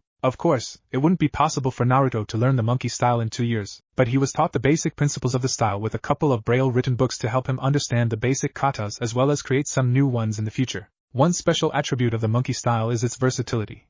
It's not as strict as the Juken, relying on the user's creativity and surprising the enemy with it. Outside his training regimen, his chakra technique granted him a scanned vision of Konoha, and so, he managed to look at people as his mother would take him to take a walk. Whereas first he would be happy to able to see, he now wished he didn't. Every time he was on the streets, he would see people looking at him with disdain and hatred, but for reasons he didn't know. Upon asking his grandfather once, he saw some hesitation on the man and his heart was beating faster than before, like he was trying to cover the real and ugly truth. How did Naruto learn to see these things? Well, after Naruto learned the chakra technique, Tanbo used 2 months to adapt the boy into further improving his other senses. He would often use the sound of a traveling kunai or shuriken to teach Naruto how to use his hearing in order to learn their trajectory by listening to the major shifts in the air the projectile makes. And also, a better understanding of the human personality by listening to the beating of their heart, and what it tells you. For instance, if the heart beats faster, it means either high emotion or a sense of insecurity and even doubt. Basically, Naruto became a human polygraph. Therefore, upon hearing the sudden difference in heartbeat coming from his grandfather, he somehow knew that the old man was not telling the truth to him. Being a kid, though, he didn't pressure the issue further and worried his mind with something else. He found a new hobby by focusing chakra to his ears and nose in order to have a better grasp of the nature in the compound's backyard. He could hear the distinguishing and relaxing sound of the river near the compound. He could feel the gentle wind blowing in his face and body and even smell the different aromas of his mother's garden. Speaking of Mikoto, a couple months ago, she attended at the hospital to take a better look at her condition, which prevented her from having a baby, and almost fainted when the head doctor told her of a cure that was found by a doctor in Lightning Country, and that after a minor surgery, she would be able to be pregnant. Upon telling the great news at home, Kaido smiled, as did Hiruzen, not by the news itself but what it did to make Mikoto so happy. It was actually when Naruto heard it that he gave them a fantastic idea. "Okay-san, does that mean I'll have a little brother or sister?" asked Naruto, before seeing that Mikoto and Kaido looked at each other before both heartbeats increased. But this time Naruto knew the reason. "And what you know?" The surgery was a success, and a month later, Mikoto appeared with a positive pregnancy test. The family was overjoyed with the news of a new member joining in 9 months, and Naruto couldn't wait to be with his Ototo. Now, 6 years old, Naruto was having fun in the backyard of his house while the grown-ups discussed his growth. Tanbo, Hiruzen and Kaido were discussing the blonde's improvement in the many ninja arts, and Hiruzen appraised Tanbo for his skills in teaching. "Well, Tanbo-san, once more you went beyond my expectancies regarding Naruto's training. I have a lot of confidence in his future now because of your training," smiled Hiruzen, earning a nod from Kaido as he too thanked the blind jounin on a number of occasions. "Nonsense, Hokage-sama. What I did was merely teaching him the chakra no Maiku technique and point him in a few directions here and then. Naruto indeed learns better on his own after first learning the theory. I can guarantee that he will become a strong shinobi in the future," said Tanbo, earning a smile from the Hokage, who now considered Naruto's training an admission test into becoming a jounin sensei for genins. "Well then, since you managed to train Naruto like you did, I will grant your wish, Tanbo-san. As of tomorrow, a new crop of genins will graduate, and I'm placing you as a jounin sensei for one of them," ordered Hiruzen, before seeing Tanbo bow in respect to the old man. Actually, the blind jounin was finding hard to contain his joy at being granted a team of genins. Teaching Naruto and seeing how much the blonde learned under his care kind of filled his heart with pride, and he knew he could do a good job with the new genins. "Thank you, Hokage-sama. I shall not disappoint you," said Tanbo. "Nonsense, my friend. If what you did to Naruto is any indication, then you'll do wonders for the new genins. Report to my office tomorrow to choose your team," ordered Hiruzen, earning a nod from Tanbo, before he vanished from the house and appeared at the garden where he knew the blonde would be, thus leaving Kaido and Hiruzen alone to discuss another issue regarding Naruto. There's another aspect of the fact that new academy students will graduate, and the fact that a new crops of students will join the academy. So they were discussing the possibility of little Naruto attending the academy in order to socialize with children his age. Of course, that was easier said than done, since no matter how much the blonde was accustomed to his lack of sight, the chances of Naruto being bullied because of this was indeed high. However, while such a fact remained, also the academy was Naruto's final test to lead a normal life despite his blindness. Knowing how to socialize, how to deal with those who only wish him harm, amongst other issues were and still are considered vital for a child to grow into a respectful adult. So, even though Naruto may have his respective hardships in life, both father and grandfather were confident in his abilities when dealing with whatever appears in front of him. With Naruto was feeling nature around him, where the sound of leaves suddenly converging to a particular place alerted him to a new presence. Now, by instinct alone, Naruto activated the chakra no Maiku technique and saw the shape of his sensei behind him with his arms crossed, and a smile could be seen. Naruto smiled in return, before getting up and turning to face the blind jounin, even though it didn't matter much, seeing that his chakra technique granted him an all-direction vision. "I see you grew accustomed to the technique, Naruto-kun. That's good," said Tanbo, earning an energetic nod from Naruto. Thanks, Tanbo-sensei. "So, what will we be learning today? A new jutsu perhaps?" asked Naruto, before seeing Tanbo laugh at the boy's growing enthusiasm. However, his face soon turned to a serious demeanor, as the news he was about to give may be a little too much for the boy to handle at the moment. He damn well know that once a blind person gets accustomed to a certain someone, it's hard to hear that said person won't be able to be with him anymore. But just like time, one must move on, and Naruto needs to experience new things. "Not today, Naruto-kun, sorry. In fact, I came here to say that there isn't much for me to train you that you couldn't accomplish on your own in time, or either by a much more skilled sensei than me. My goal was to tutor you in how to overcome your blindness, and train you in the basic ways of a shinobi. From here on out, you'll be learning new things, possibly from another jounin or at the ninja academy," said Tanbo, right before his heart felt for the blonde the minute he saw the sad look on Naruto's face at the revelation. "You're leaving, Tanbo-sensei, why?" "I thought we had a great time together," said Naruto on the verge of crying, but he was surprised to see Tanbo in front of him, while kneeling to meet Naruto's level, before caressing the blonde's head. "Of course, our time together was great, Naruto-kun, and I'm immensely proud of your achievements. However, as a jounin of this village, it will be needed of me to perform duties for Konoha. Also, you're growing as well, Naruto. There will be the time when you earn your Hitite and become a genin together with those your age, and then, Chunin and so forward. We have to be on constant movement, in order to perceive the bigger number of life experiences as possible. I'm not saying that I'll be gone forever, we are no longer sensei and student, but we will forever be friends as we share the same burden, Naruto. Every time you are in need to either talk or train, you can always come to me, okay? Explained Tanbo, thus managing to control Naruto's tears as the blonde displayed a smile in appraisal. Now Naruto, seeing as this is our last day as sensei and student, how about we go for one of our travels throughout the village's buildings? You always said that it was like your own playground, isn't it? Smiled Tanbo as he saw the blonde's happy expression. Suddenly, both student and teacher began running with speed towards the compound's highest structure, before jumping straight at the wall and using chakra to climb to the roof. Instantly, Naruto activated the technique and he saw the vicinity and a near building to his northeast, before he did a barrel roll towards it, thus landing perfectly before continuing to run towards the next set of buildings. Quickly focusing chakra to his feet, Naruto jumped high into the air passing 2 buildings, before seeing a pipe that would go all the way down to the ground as he climbed onto it, and sliding all the way down as he somersaulted to the air using his hands to grab a pole before flipping a couple times and then throwing himself in the air once more towards the next set of building, before landing on one. He looked at Tanbo and then began to display a genuine smile. Another hobby he had was to treat Konoha like his own playground, jumping through rooftops, sliding through pipes and using poles to somersault to the air. He first learned about this after learning the tree exercise, and both Kaido and Tanbo had to chase him all over Konoha only to catch him on top of a building with a face that stopped any of them from berating Naruto for what he did. Grow strong, Naruto. I'll enjoy seeing the shocked look of everyone upon seeing what you'll be able to accomplish in the future, said Tanbo, earning a nod from Naruto as he suddenly engulfed Tanbo in a hug. Thank you so much, Tanbo-sensei. I'm forever grateful, smiled Naruto, which earned one from Tanbo as well. At the Sarutobi compound, after arriving from work, Hiruzen turned to his relaxing chair for comfort, while smoking his pipe.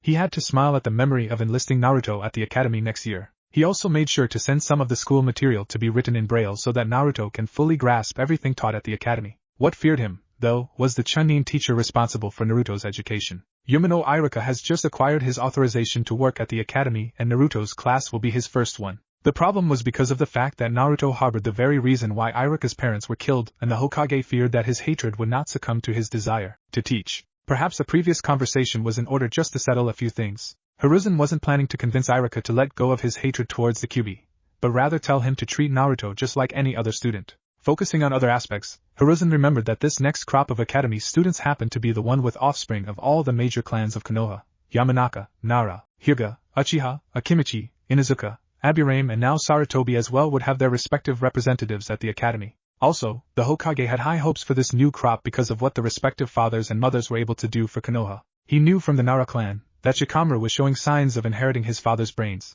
but also his father's lack of enthusiasm, which earned a chuckle from Hiruzen. Others like Yamanaka Ino, Aburame Shino, Inuzuka Kiba, Hyuga Hinata and Akimichi Chuji displayed the very intention of following their respective fathers' footsteps and no doubt will continue the respective clans' tradition, thus protecting the village possibly better than their fathers. Now Naruto will join this group of gifted individuals who in time will grow to become the next guardians of this village. Also Uchiha Sasuke, Fugaku's second son, would join as well this year, and if he follows the same path of his brother then another prodigy would join the village ranks soon. Speaking of the Uchiha clan, Hiruzen couldn't help but fear that something would happen inside those walls. The Umbu couldn't discover much about any possible ill intentions regarding the village, but the Hokage figured it was just a matter of time if his instinct doesn't fail on him, and so far, it never did. Suddenly hearing footsteps coming from the stairs, Hiruzen saw his lovely daughter. She was rubbing her belly as in a motherly desire to protect her soon-to-be second son. Hello father, I see you're quite happy today, what happened if I may know?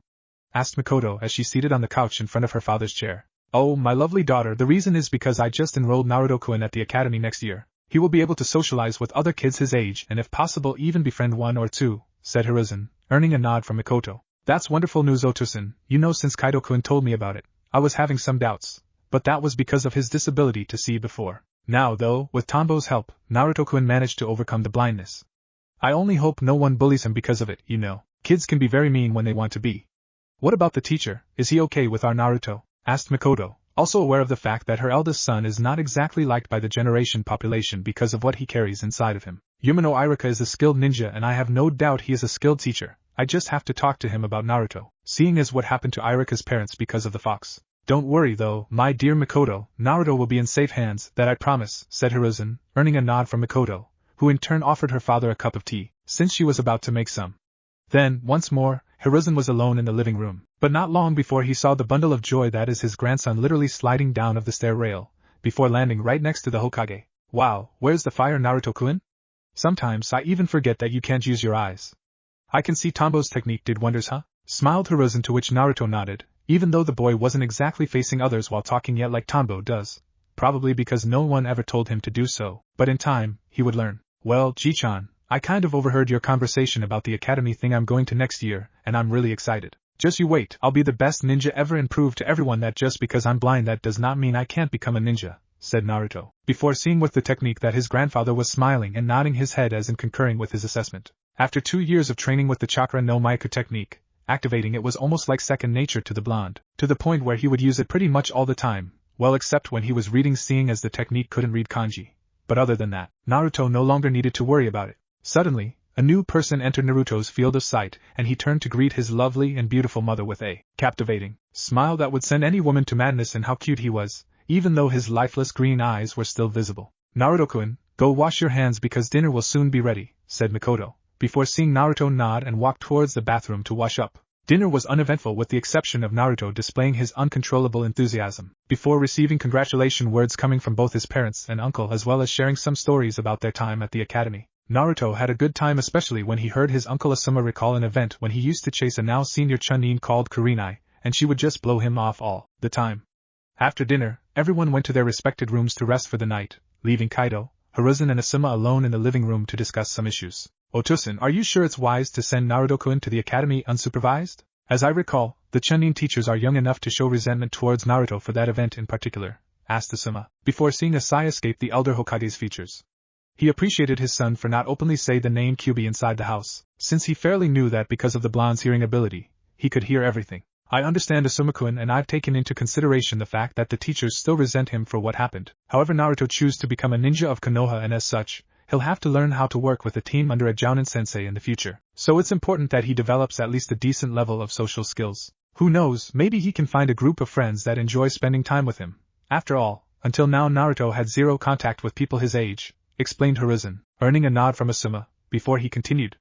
Nevertheless, your concern is duly noted, Asuma-kun, as I happen to share it with you. Tomorrow I'll have a conversation with one of the teachers. The next day, after waking up, Iruka went to the bathroom with a smile from ear to ear. His dream was to become a teacher at the academy, since he even became a genin and got selected by the Hokage to help him with the mission documentation. The feeling of being the one responsible to train each generation of shinobi was really appealing, and he just couldn't wait to begin. Especially, next year, when children from the most respectable and honored clans of Konoha will attend, and the scarred Chunin could already envision them in the future, growing up to surpass their respective father and mothers who became legends in their own right. Suddenly, a knock was heard at the door, and he opened only to reveal an Umbu telling him to meet the Hokage in his office in half an hour. After accepting the message, Iruka closed the door and once again smiled in anticipation of what the Hokage wanted to discuss with him. Probably some guidelines and special orientations for each respective clan member that would attend the academy next year. In a couple of minutes, Iruka was already zipping up his vest and leaving his rather small but cozy apartment towards the Hokage's office, where he would be officially appointed as next year's Chunin teacher at the academy. The man was so eager to hear what the Hokage wanted to say that he quickly jumped through buildings, thus arriving at the Hokage's office in little over 2 minutes, before knocking on the door. After receiving the authorization to enter, Iruka smiled and opened the door. Good morning, Hokage-sama. You wish to see me? Asked Iruka after making only his head visible for the Kage.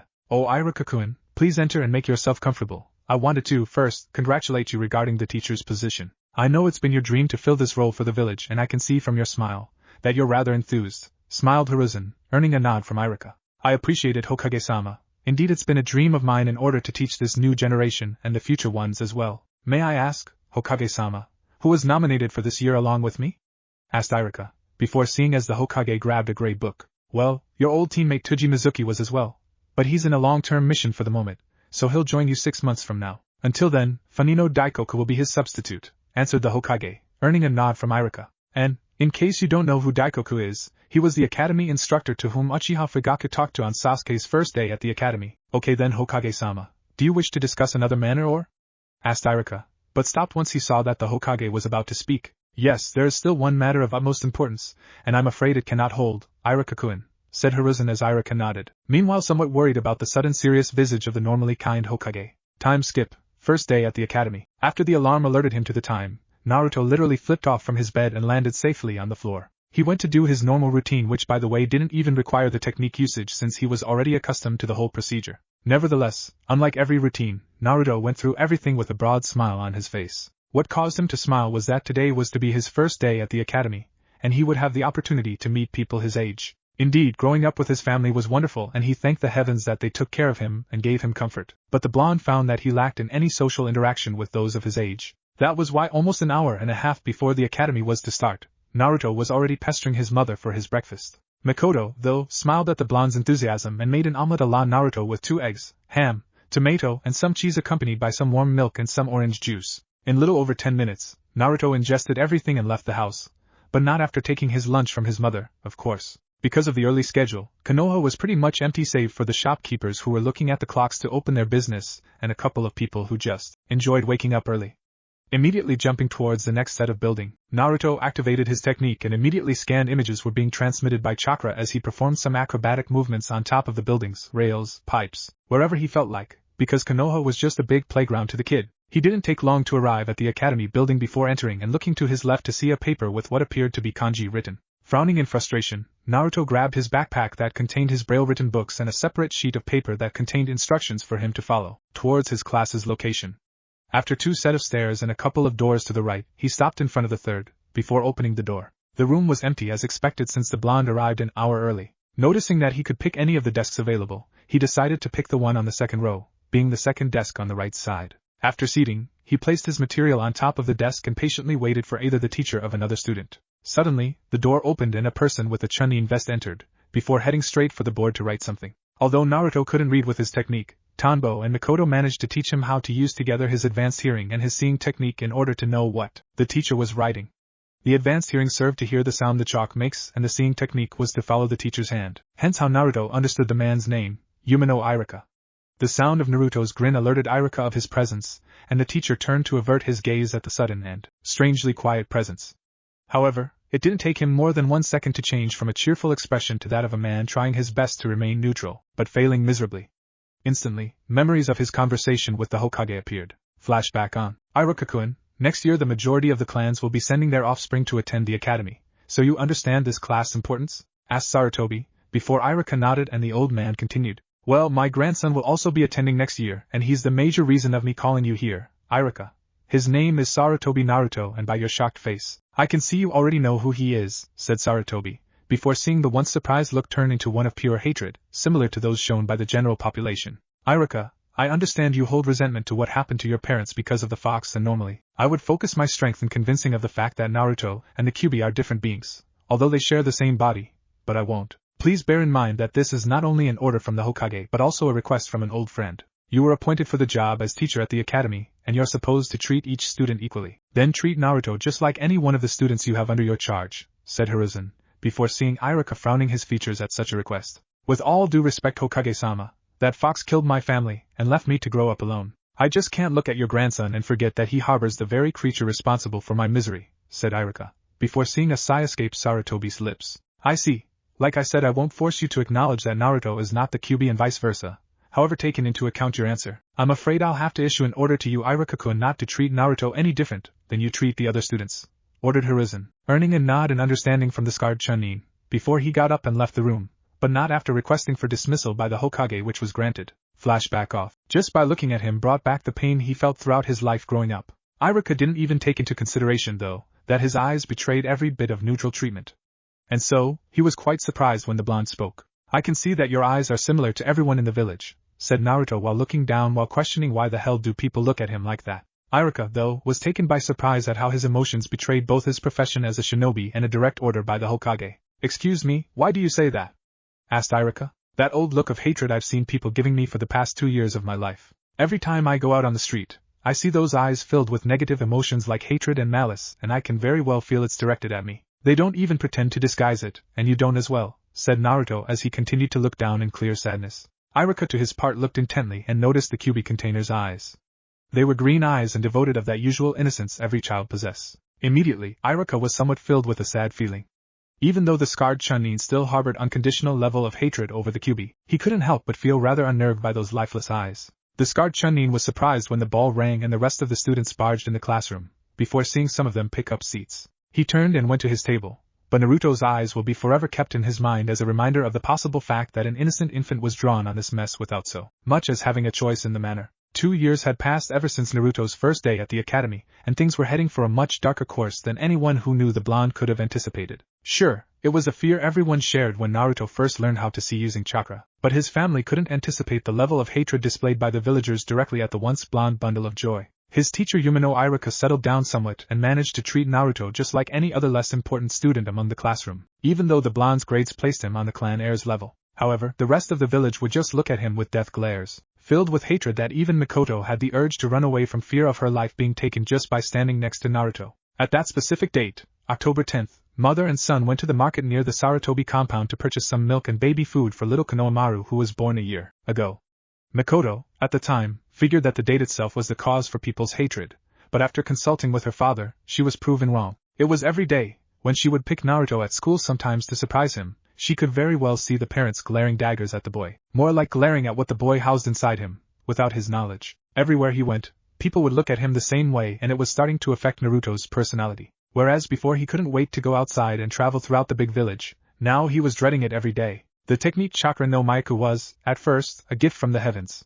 Now though, Naruto wished he'd never learned this damn technique. Everywhere he went, he could sense the people's feelings towards him, and all of them were pretty much the same feeling of loathing, and even a few with enough killing intent that would send a child his age to run for dear life. Speaking of killing intents, and since the boy wasn't restricted inside the Sarutobi Manor anymore, he was wide open for attacks, and no one was there to protect him. However, they were soon stopped by a lone Umbu member with a weasel mask that always protected Naruto, no matter what happened. One time though, the Umbu wasn't there and Naruto was all by himself returning from the academy at night.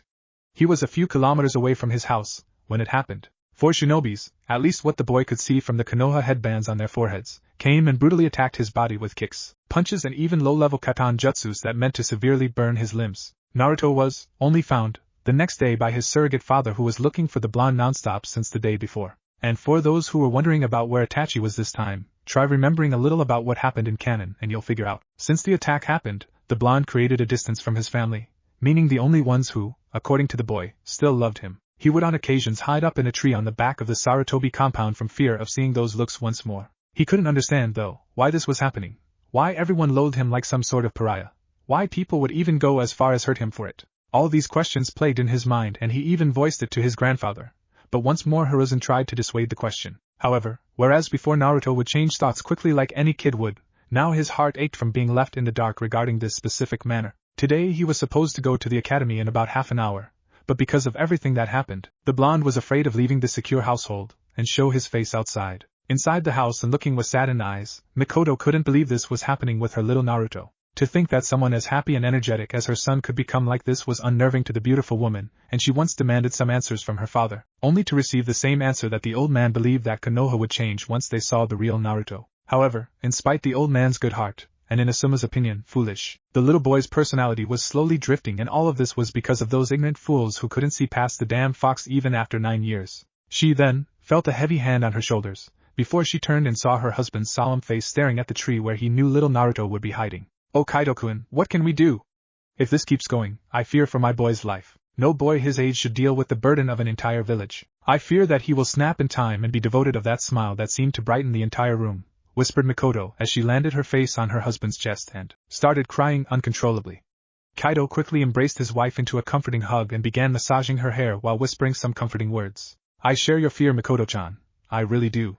He is only 9. The amount of people looking at him is enough to make even me uncomfortable. I fear that by the end of the academy, if not sooner, our boy's mind won't be able to cope with such hatred," said Kaido, earning a nod from the woman, who then left the embrace and wiped off some of the tears that started falling from her eyes. She was afraid of this also, that it would be much for him to handle and his mind and heart become shut for any outside experience that could harm. As a sort of body defense mechanism, back to Naruto, his technique allowed him scenes of his parents talking.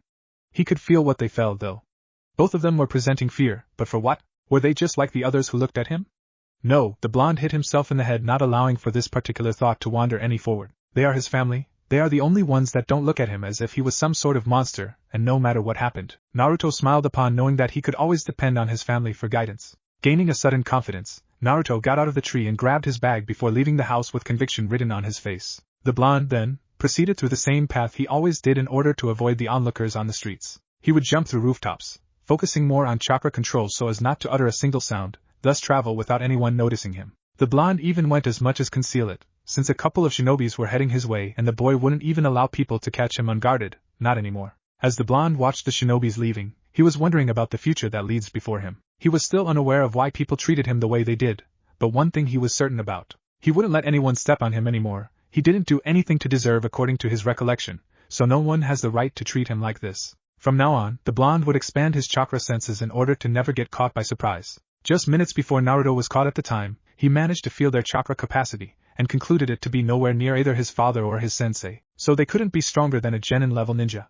He wasn't sure if he could beat any of them, but he could damn well escape them by using his agility, and his ability in traveling throughout the village's hidden places to arrive at his house. A few minutes later, Naruto was already in front of the academy where his senses spotted a great number of students roaming around, talking with one another. As he slowly walked towards the entrance, his sensitive ears caught some whispers. "There he goes again. Father told me to stay away from him. He's a bad influence. And you should too. Yeah, my mother told me about the atrocious acts of the Q. Sure, we can't talk about it, remember? He sure is unnerving, and those eyes just creeps the hell out of me." The boy remained neutral this time, but he could hear everything. One word, though, kept playing in his mind. Q. That name was familiar, Naruto remembered. He was searching his mind for anything he learned in history lessons that began with these syllables. Suddenly, though, the name appeared on his mind. Kyubi no Yoko, he remembered, was the demon fox that terrorized the village 9 years ago and was defeated by the Yondaime Hokage at the cost of his life. But why would those girls talk about the Kyubi when looking at him? This was the key question, and the boy was now on the lead here. He could feel it, he was getting closer to the truth, and now he wouldn't rest until the secret that everyone kept from him was revealed. Once inside the classroom, he looked at those that already arrived. As usual, the Nara clan heir was sleeping on his desk and the Akimichi heir was eating the usual bag of chips. The sound of barking came to him as well as the image of Kiba playing with his dog, generated by chakra. The usual bickering both Yamanaka Ino and Haruno Sakura for the Uchiha was a common occurrence in classroom, hence why Naruto chose the place where no one would bother him, next to a sleeping Shikamaru. The blonde was already accustomed to having no friends whatsoever. None of his classmates wanted to socialize with him, even going as much as verbalizing the same talk that their respective parents told them not to be around him. Naruto took it hard the first time, since he wanted nothing more than to socialize with children his age. However, after a while, he got used to it, and remained quiet the entire class, just focusing on the teacher's lectures and practice exercises. Shikamaru as well as Aburame Shino were the only two who, different from the others, just didn't do anything to him. When the teachers entered, Naruto managed to visualize Yumino Irika entering the classroom followed by Naruto's most loathed individual Tsuji Mizuki. If Naruto could point out the one person he actually hated, it was this man. The hateful glares, he could take and was already used to, but having to dispel a great number of genjutsu on his tests was just plain ridiculous. One of the advantages of Naruto's technique was that he could see both the illusion image and the real one, so he didn't have much trouble in dispelling. Nonetheless, the man did everything he could think of to make the blonde fail at the academy. Even in practice exercises, he would use advanced taijutsu katas against Naruto so that he would fail. However, the Shuriken allowed some improvised moves, hence why Naruto always managed to dodge Mizuki's attacks, much to the man's chagrin. As the class settled down, each of them received from Mizuki the final test of the year, which was obligatory for advancing to the next year. And as usual, Naruto got a much harder test than the others. Questions like Shuriken trajectory, history questions about subjects he was still due to learn next year. And just like every time, Naruto would raise his hand and ask for a different test since he got the wrong test. Irika, then, came and checked the questions with a scowl on his face. This was starting to become annoying, the teacher thought. For some reason, Naruto always got a different test than the others, and strangely enough, he always saw Mizuki with a not-so-pleased look. "Sorry Naruto, here is the right one," said Irika, as he placed the real exam for the blonde to read. The Hokage's office. Smoking patiently his pipe, Sarutobi Hiruzen was considering the last couple of months and the tragic event of the Uchiha massacre. The man couldn't help but frown in dismay from not figuring this out earlier.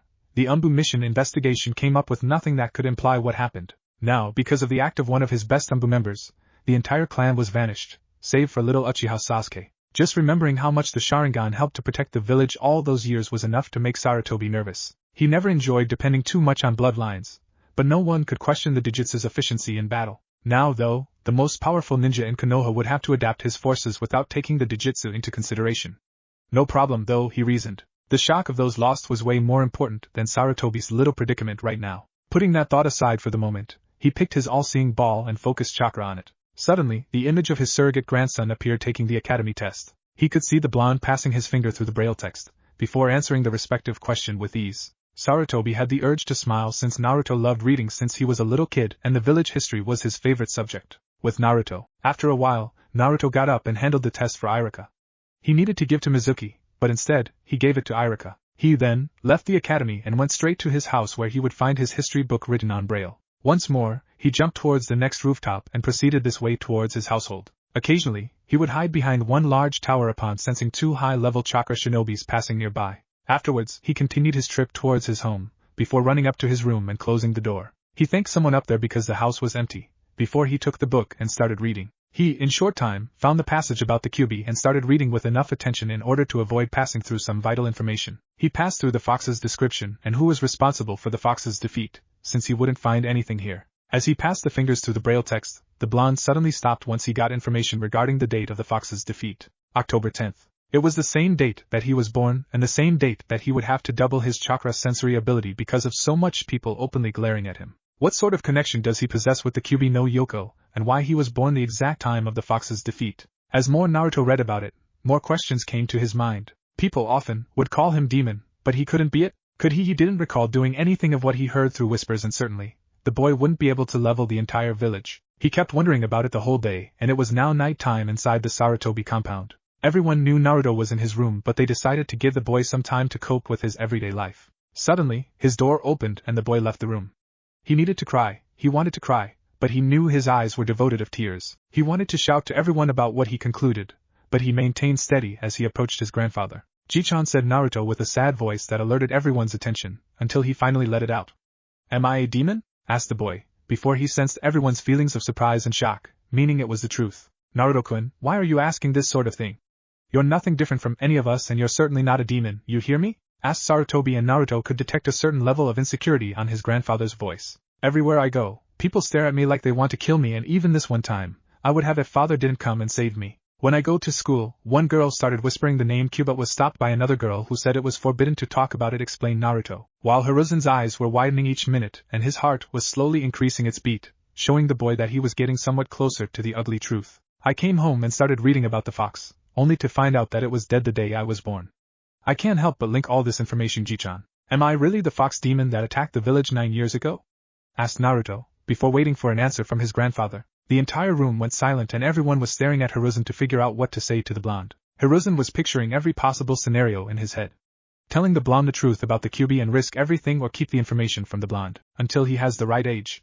Keeping the information was perhaps the wiser choice, but this way, Naruto would connect the dots and think he is the demon, instead of just being its jailer. The old man sighed in defeat and looked at the blonde in front of him with a decision made. He would know the truth about the Kyuubi. At least he considered the boy adapt to learn the truth of what happened 9 years ago. He was hoping, though, that the blonde wouldn't connect the dots too much and ask why he was chosen to bear the Kyuubi's burden, because then, another secret would have to be told, and that one Sarutobi knew no kid was prepared for. Hiruzen took a moment to breathe in preparation for the boy's reaction and looked at him. He explained to Naruto what really happened 9 years ago, and how the fox ended up being sealed inside his body. As he explained what transpired, the boy was slowly processing the idea into his mind. He heard how the fox was responsible for his losing his sight at birth, and why everyone glared at him with angry looks. But the weirdest thing, according to the other individuals in the room, was that Naruto, not once, flinched or shouted during the whole explanation, and the fact that his eyes never changed. It made it impossible for anyone to gauge his feelings. However, Naruto was shocked. He just didn't let it show much. Sure, it was better than being a demon, but he was in no way prepared to hear that he's the jailer that kept the fox at bay. That information alone took a while to sink in the blonde's brain, because of everything he perceived from the streets. People glaring at him, sending him hateful glares, and even some curse words about him being a demon. If what his grandfather told him is true, then why do people still treat him as if he was the demon reincarnated? The silence in the room was deafening and everyone was waiting for the blonde to manifest, to say something to express his frustration regarding the shocking news. Ji-chan, if what you said is true, then why do people look at me as if I were the Kyuubi no Yoko? Don't they know the truth of what happened? Asked Naruto, before his advanced hearing felt the old man sighing in dismay.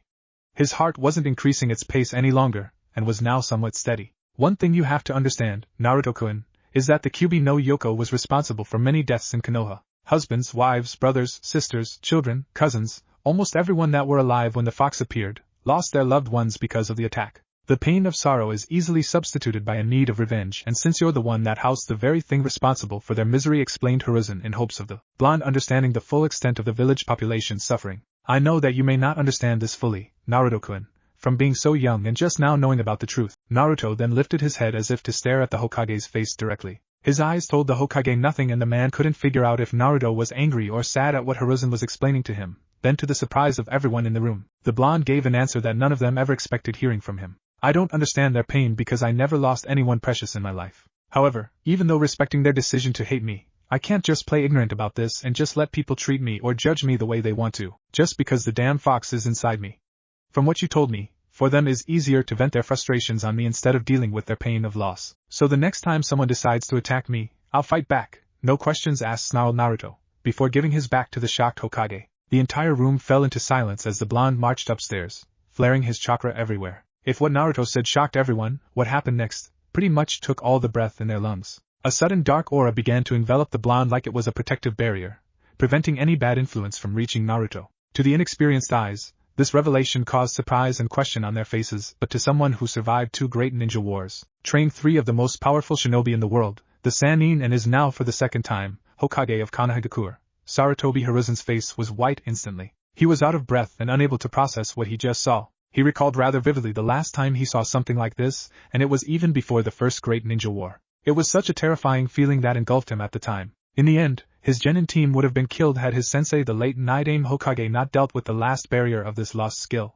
The old man saw Mikoto trying desperately to console her son about this, but Kaido stopped her, saying that this was something Naruto needed to handle alone. Asuma, though, focused on his father's shocked face, and he knew, instantly, that something was very wrong here. Otosan, what happened? What was that black aura surrounding Naruto? Asked Asuma, almost not wanting to know the answer if it enabled a seasoned Hokage to pale in sudden shock. Hiruzen, for instance, looked at his son and turned to explain about the horrible fact that just occurred. What I'm about to tell you, my son, will be shocking, but it needs to be said, so that we can deal with it in the future. With the exception of Mikoto-chan here, everyone knows that every shinobi or kunoichi has a particular element affinity, it being either fire, water, wind, earth, or lightning, explained Hiruzen, entering into professor mode. The ninjas in the room nodded their heads since this was pretty much common knowledge by now. However, we are still due to uncover 100% of what chakra is able to do. Before the First Great War, my sensei, the Naidame Hokage, managed to defeat an enemy who was able to use Meitun, Dark Release, ninjutsu. It took every bit of sensei's strength with Suetun jutsus to overcome this man's strength. Meitun? I never heard of such a thing, and why are you mentioning this now? Asked Asuma, right now fearing whatever the old man's reasons are. I'm not surprised, since the last one died by the Naidame's hands. Outside the 5 usual affinities, there are 2 other affinities that are yet to establish their domain in our world. Light and Dark Chakra, Haitan, Light Release, and Meitun, Dark Release, Yin and Yang. As anyone might have already guessed, one appears when the person is pure of heart, and no matter what lies ahead, the heart remains pure. That's Light Chakra. On the other hand, the dark side appears with negative thoughts and feelings. I'm afraid that our Naruto-kun managed to use this ability, explained Hiruzen with a heavy heart. Mikoto, just by the mention of the word dark side, fell on the ground, suffering the pain her son must be facing right now. Asuma, though, wanted to know more about his nephew. What are the repercussions of using Dark Chakra, and why were you shocked? Asked Asuma, earning a sigh from Hiruzen. Now it's up to Naruto, I'm afraid. He could either use this ability to help people or to harm them. Our problem relies on the fact that the Dark Chakra's power increased once the user is either angry or feeling negative emotions. The man the Naidame fought wasn't a bad person, but he was able to control his anger enough to get more power of his attacks. It will depend on the boy's mind how to use this new power. I just hope darkness doesn't consume him entirely, concluded Sarutobi with the thought that he was getting too old for this shit. With Naruto, a while after lying on his bed, Naruto succumbed to sleeping instantly. He raced his mind about the ugly truth of what's trapped inside him and began to think about the reason behind the population's hatred towards him. His grandfather did explain about it, but Naruto just couldn't see why after 9 years, people still wanted him dead. He closed his eyes and let his body rest for a while. However, in little time, he opened his eyes inside a different environment. He was in a narrow corridor with water up to his knees. Looking up, all he could see were pipes going through multiple directions. Then it occurred to him that he wasn't using chakra, and yet he was able to see perfectly. He immediately figured it was some sort of dream, but he started walking nonetheless. Making turns, walking some more, and then turning once more to the left. His legs were pretty much taking him without his consent on the matter. It was like he didn't need to think the right way to go to. Suddenly, he entered a huge room. This time the water level decreased to his feet. He looked forward to see what appeared to be a prison with a white note strapped in its center. Where the hell am I? Naruto thought as he approached the cage and passed his hand over the seal and the bars. Suddenly, though, his instincts told him to jump just as 3 steel claws appeared out of nowhere, aiming straight for his guts. The boy then looked up to see some frightening pair of blood-red eyes looking at him as if he was this creature's next prey. A strong and fearful laughter echoed throughout the room, and the face of the infamous Kyubi no Yoko appeared fully, still laughing. Naruto recognized the beast immediately from the book description. He flinched upon staring at the creature's awful presence, and wondered how the Yondaime managed to deal with this vision of hell. At last my jailer comes to visit me. I was waiting when you'd figure out the truth about why those pitiful apes look at you with such disdain and blind hatred, laughed Kyubi, while seeing the boy suddenly frown at the fox just for it being there. By now, Naruto was getting accustomed to the fox's presence. However, the thought of being in a dream still crossed his mind, but Kyubi just laughed and explained that this was the boy's subconscious mind. Just looking at your picture was enough to be afraid of you. I'm just having a hard time looking at you directly. Another thing that bothers me is how can I see without the usage of chakra, since you're the one responsible for me losing my sight, asked Naruto, before hearing a snort from the fox, more like displaying that he doesn't care one bit. As I said, here is your subconscious mind, so senses like vision don't apply here. Your mind arranges everything. Now Ninjen, I want to discuss with you about your new set of skills. It's been a long time since one of your kind managed to awaken dark chakra, and I must say I'm impressed. Even a babbling idiot like you were before managed to be so corrupted to the dark side. I believe a thank you to the villagers is in order, laughed Kyubi once more, but the blonde looked at him with confusion, as expected. When you displayed negative thoughts for others' sufferings, you managed to awake the dark chakra that is actually stored in every one of you pitiful apes. Dark and light chakra are pure manifestations of one's personality. Rarely one of them even manifests, the light chakra being when the human is pure of heart, and dark chakra is the quite opposite. Just by feeling your chakra now, gives me so much pleasure, explained the fox. But Naruto was still left in the dark. What are you talking about? All I said was that I wouldn't stay ignorant and stop being everyone's punching bag, that's all. Are you saying I'm an evil person?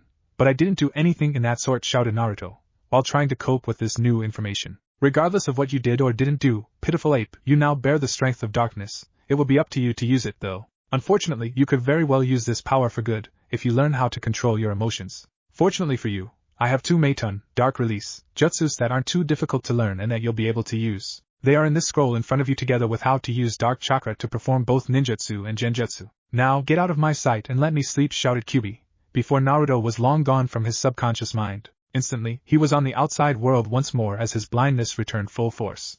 The house was silent, meaning it wasn't daylight yet. Also looking with chakra at the watch stored next to his bed, it was still 2 hours left for the moon to leave and the sun to fill its place. The blonde found it weird that the information of the scroll was pretty much implanted in his mind. The knowledge on how to use dark chakra and the seals needed for 2 low-level techniques. The information about the techniques still eluded the blonde, as well as the fact that he still didn't comprehend the fact that he has access to dark chakra. His words echoed inside his mind regarding what he said to his grandfather.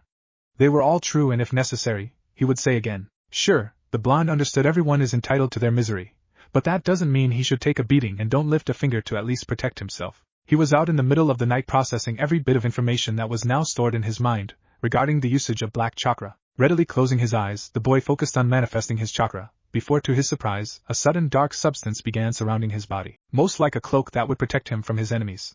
After, he remembered the 4-hand seal sequence needed to learn the first darkness jutsu on his arsenal called Meitun Kuro Samban, dark release, dark Samban jutsu, and the theory behind it all was to mold the already existing chakra surrounding the blonde into a great number of needles. Going through the hand seal sequence, Narat, Usagi rabbit, Inu, dog, Tora, tiger, the blonde could feel his chakra being molded. Before his chakra-like vision began to see a lot of needles being formed in front of him, before he smiled in appreciation. With just a flare of his chakra, the needles were shot with great speed towards the incoming tree, before he saw all of them embedded at the tree. The boy, despite knowing about the source of this power, couldn't help but smile at his first jutsu. According to the damn fox, it would be up to him how he'd use Meitun 4, but Naruto couldn't make any conclusions out of this. Dark chakra is a result of a huge array of negative emotions, but the blonde, while never the same smiling face anymore, didn't feel like destroying everything and everyone just because people use him as the punching bag. Well, the answer wouldn't come to him right now, but at least he felt he could use these 2 new jutsus in order to defend himself against those who tried to hurt him.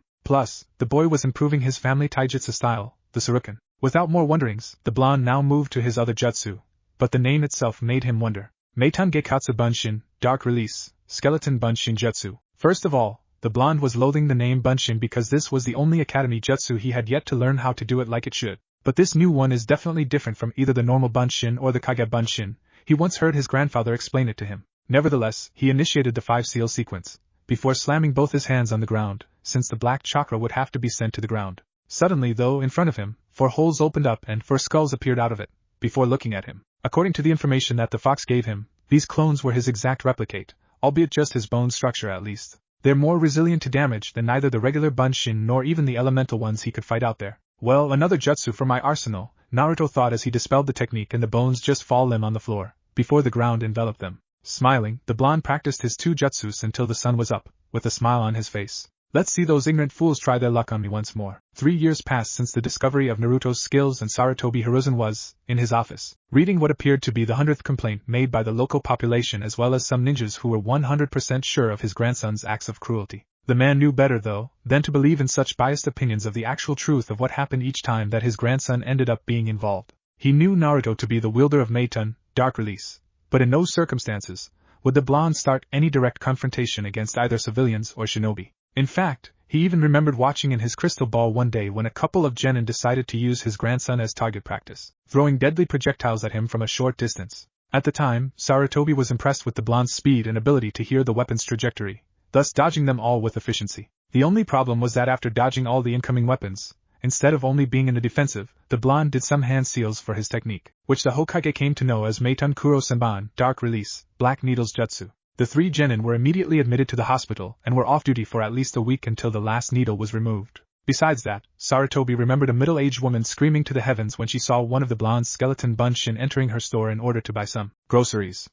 Hiruzen later learned that the same woman treated the blonde badly, refusing to sell anything to him, in hopes that the demon would die from hunger. Besides that, the blonde was having pretty much a normal life, well as normal as it could be in his situation.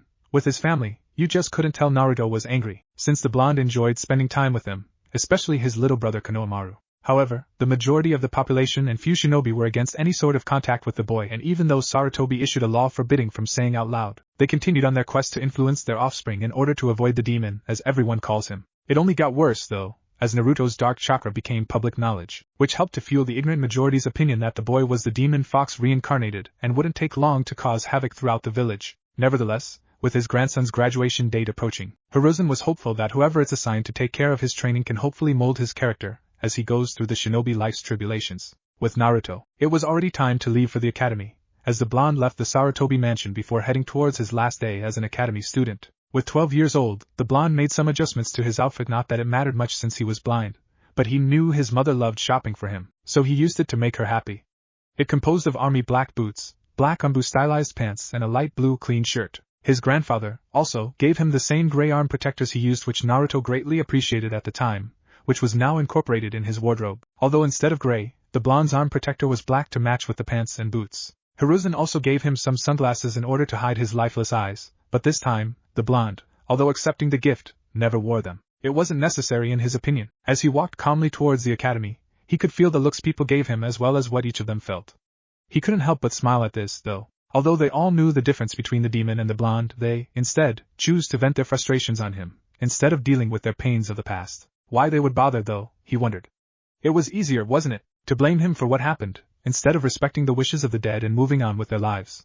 This way, at least according to the blonde, it would be all part of their vengeance against the demon's past transgressions. To this day, the future genin wondered if the population's thought was to kill him in hopes of killing the beast residing inside of him, thus fulfilling a lost sense of revenge. Too bad they didn't try, though. However, Naruto's train of thought was stopped short, as he saw 2 genin in front of him with a not-so-friendly look on their faces. Can I help you too?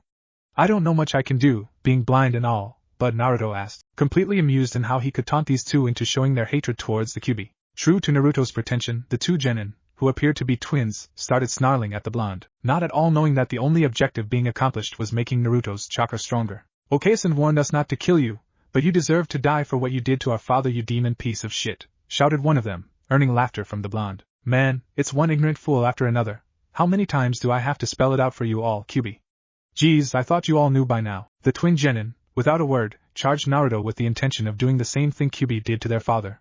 But before they could do another step, Naruto did a sequence of 4 hand seals, before slamming his hands on the ground. Meiton Jiangu, Dark Release, Dark Tendrils Jutsu. From the ground, appeared numerous dark tendrils which grabbed the twins from various places before it began to squeeze each limb, threatening to draw blood at any moment. Now, the genin anger, though, didn't subside as they glared daggers at the blonde for what he did to them. However, the tendrils seemed to squeeze their limbs even tighter, as Naruto continued walking towards the academy, but he stopped after a couple of steps forward, before turning to see the genin screaming in pain as the tendrils were drawing blood from their limbs. This technique is special and it won't dissipate until both of you manages to cool down your anger. The tendrils feeds themselves on negative emotions, and as long as you 2 continue to glare daggers at me, the tendrils will squeeze tighter, until either you die from the loss of blood or fall unconscious due to the lack of oxygen. I actually prefer the latter, but the former will occur if you don't take my advice soon. Whatever you do, though, it's up to you too, Naruto explained as he placed his hands inside his pockets and continued his way towards the academy. The people around, though, snarled at what the blonde did,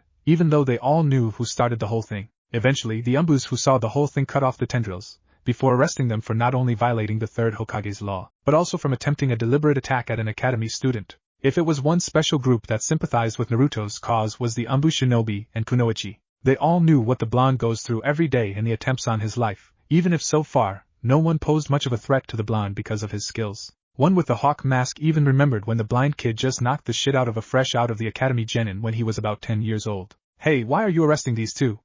They didn't do anything wrong. It was that brat that trapped them with his tendrils. The group of Umbus that were taking away the two prisoners stopped, and the one with the hawk mask addressed the man with a stoic demeanor, befitting of a respected shinobi of his position. I saw the entire situation, sir, and from what I saw, Naruto, the brat as you so call him, tried talking these two out of it first, but they didn't listen and charged instead. His act was purely in self-defense. Now carry on with your affairs. Instantly, the Umbu party left with the two prisoners towards the Umbu HQ, where all the prisoners were being held for questioning, regarding their past transgressions towards Sarutobi Naruto. Back to the blonde in question, he managed to see the entire situation unfold with his chakra no Maiku technique and smiled at both the Umbu's response and the man's indignation to his attacker's arrest. As he continued walking towards the academy, the blonde considered casting one genjutsu he managed to create with the use of dark chakra, but he considered against it in the end. This technique was reserved for tougher opponents than mere genin who just couldn't see past their blinding hatred for the Kyuubi inside of his stomach. Little did the blonde know, though, that the fox enjoyed every moment of what happened at the academy. As he arrived at his classroom, he took a seat next to Shikamaru, who happened to be seconds away from drifting to sleep from the troublesome situation of being awake. However, his demeanor changed once the blonde took a seat and resumed to stare at the black board in front of them. Shikamaru was damn smart for his age, so he could draw conclusions much faster than any student his age, even a few genin. However, the only person he couldn't understand was Sarutobi Naruto. When they started the academy together, the blonde carried a cheerful demeanor, even though he knew the blonde to be blind, since he was born. As the years passed, though, and when the Nara era was about to fully understand the guy, something happens and the blonde goes through a sudden change in behavior, being instead more collected.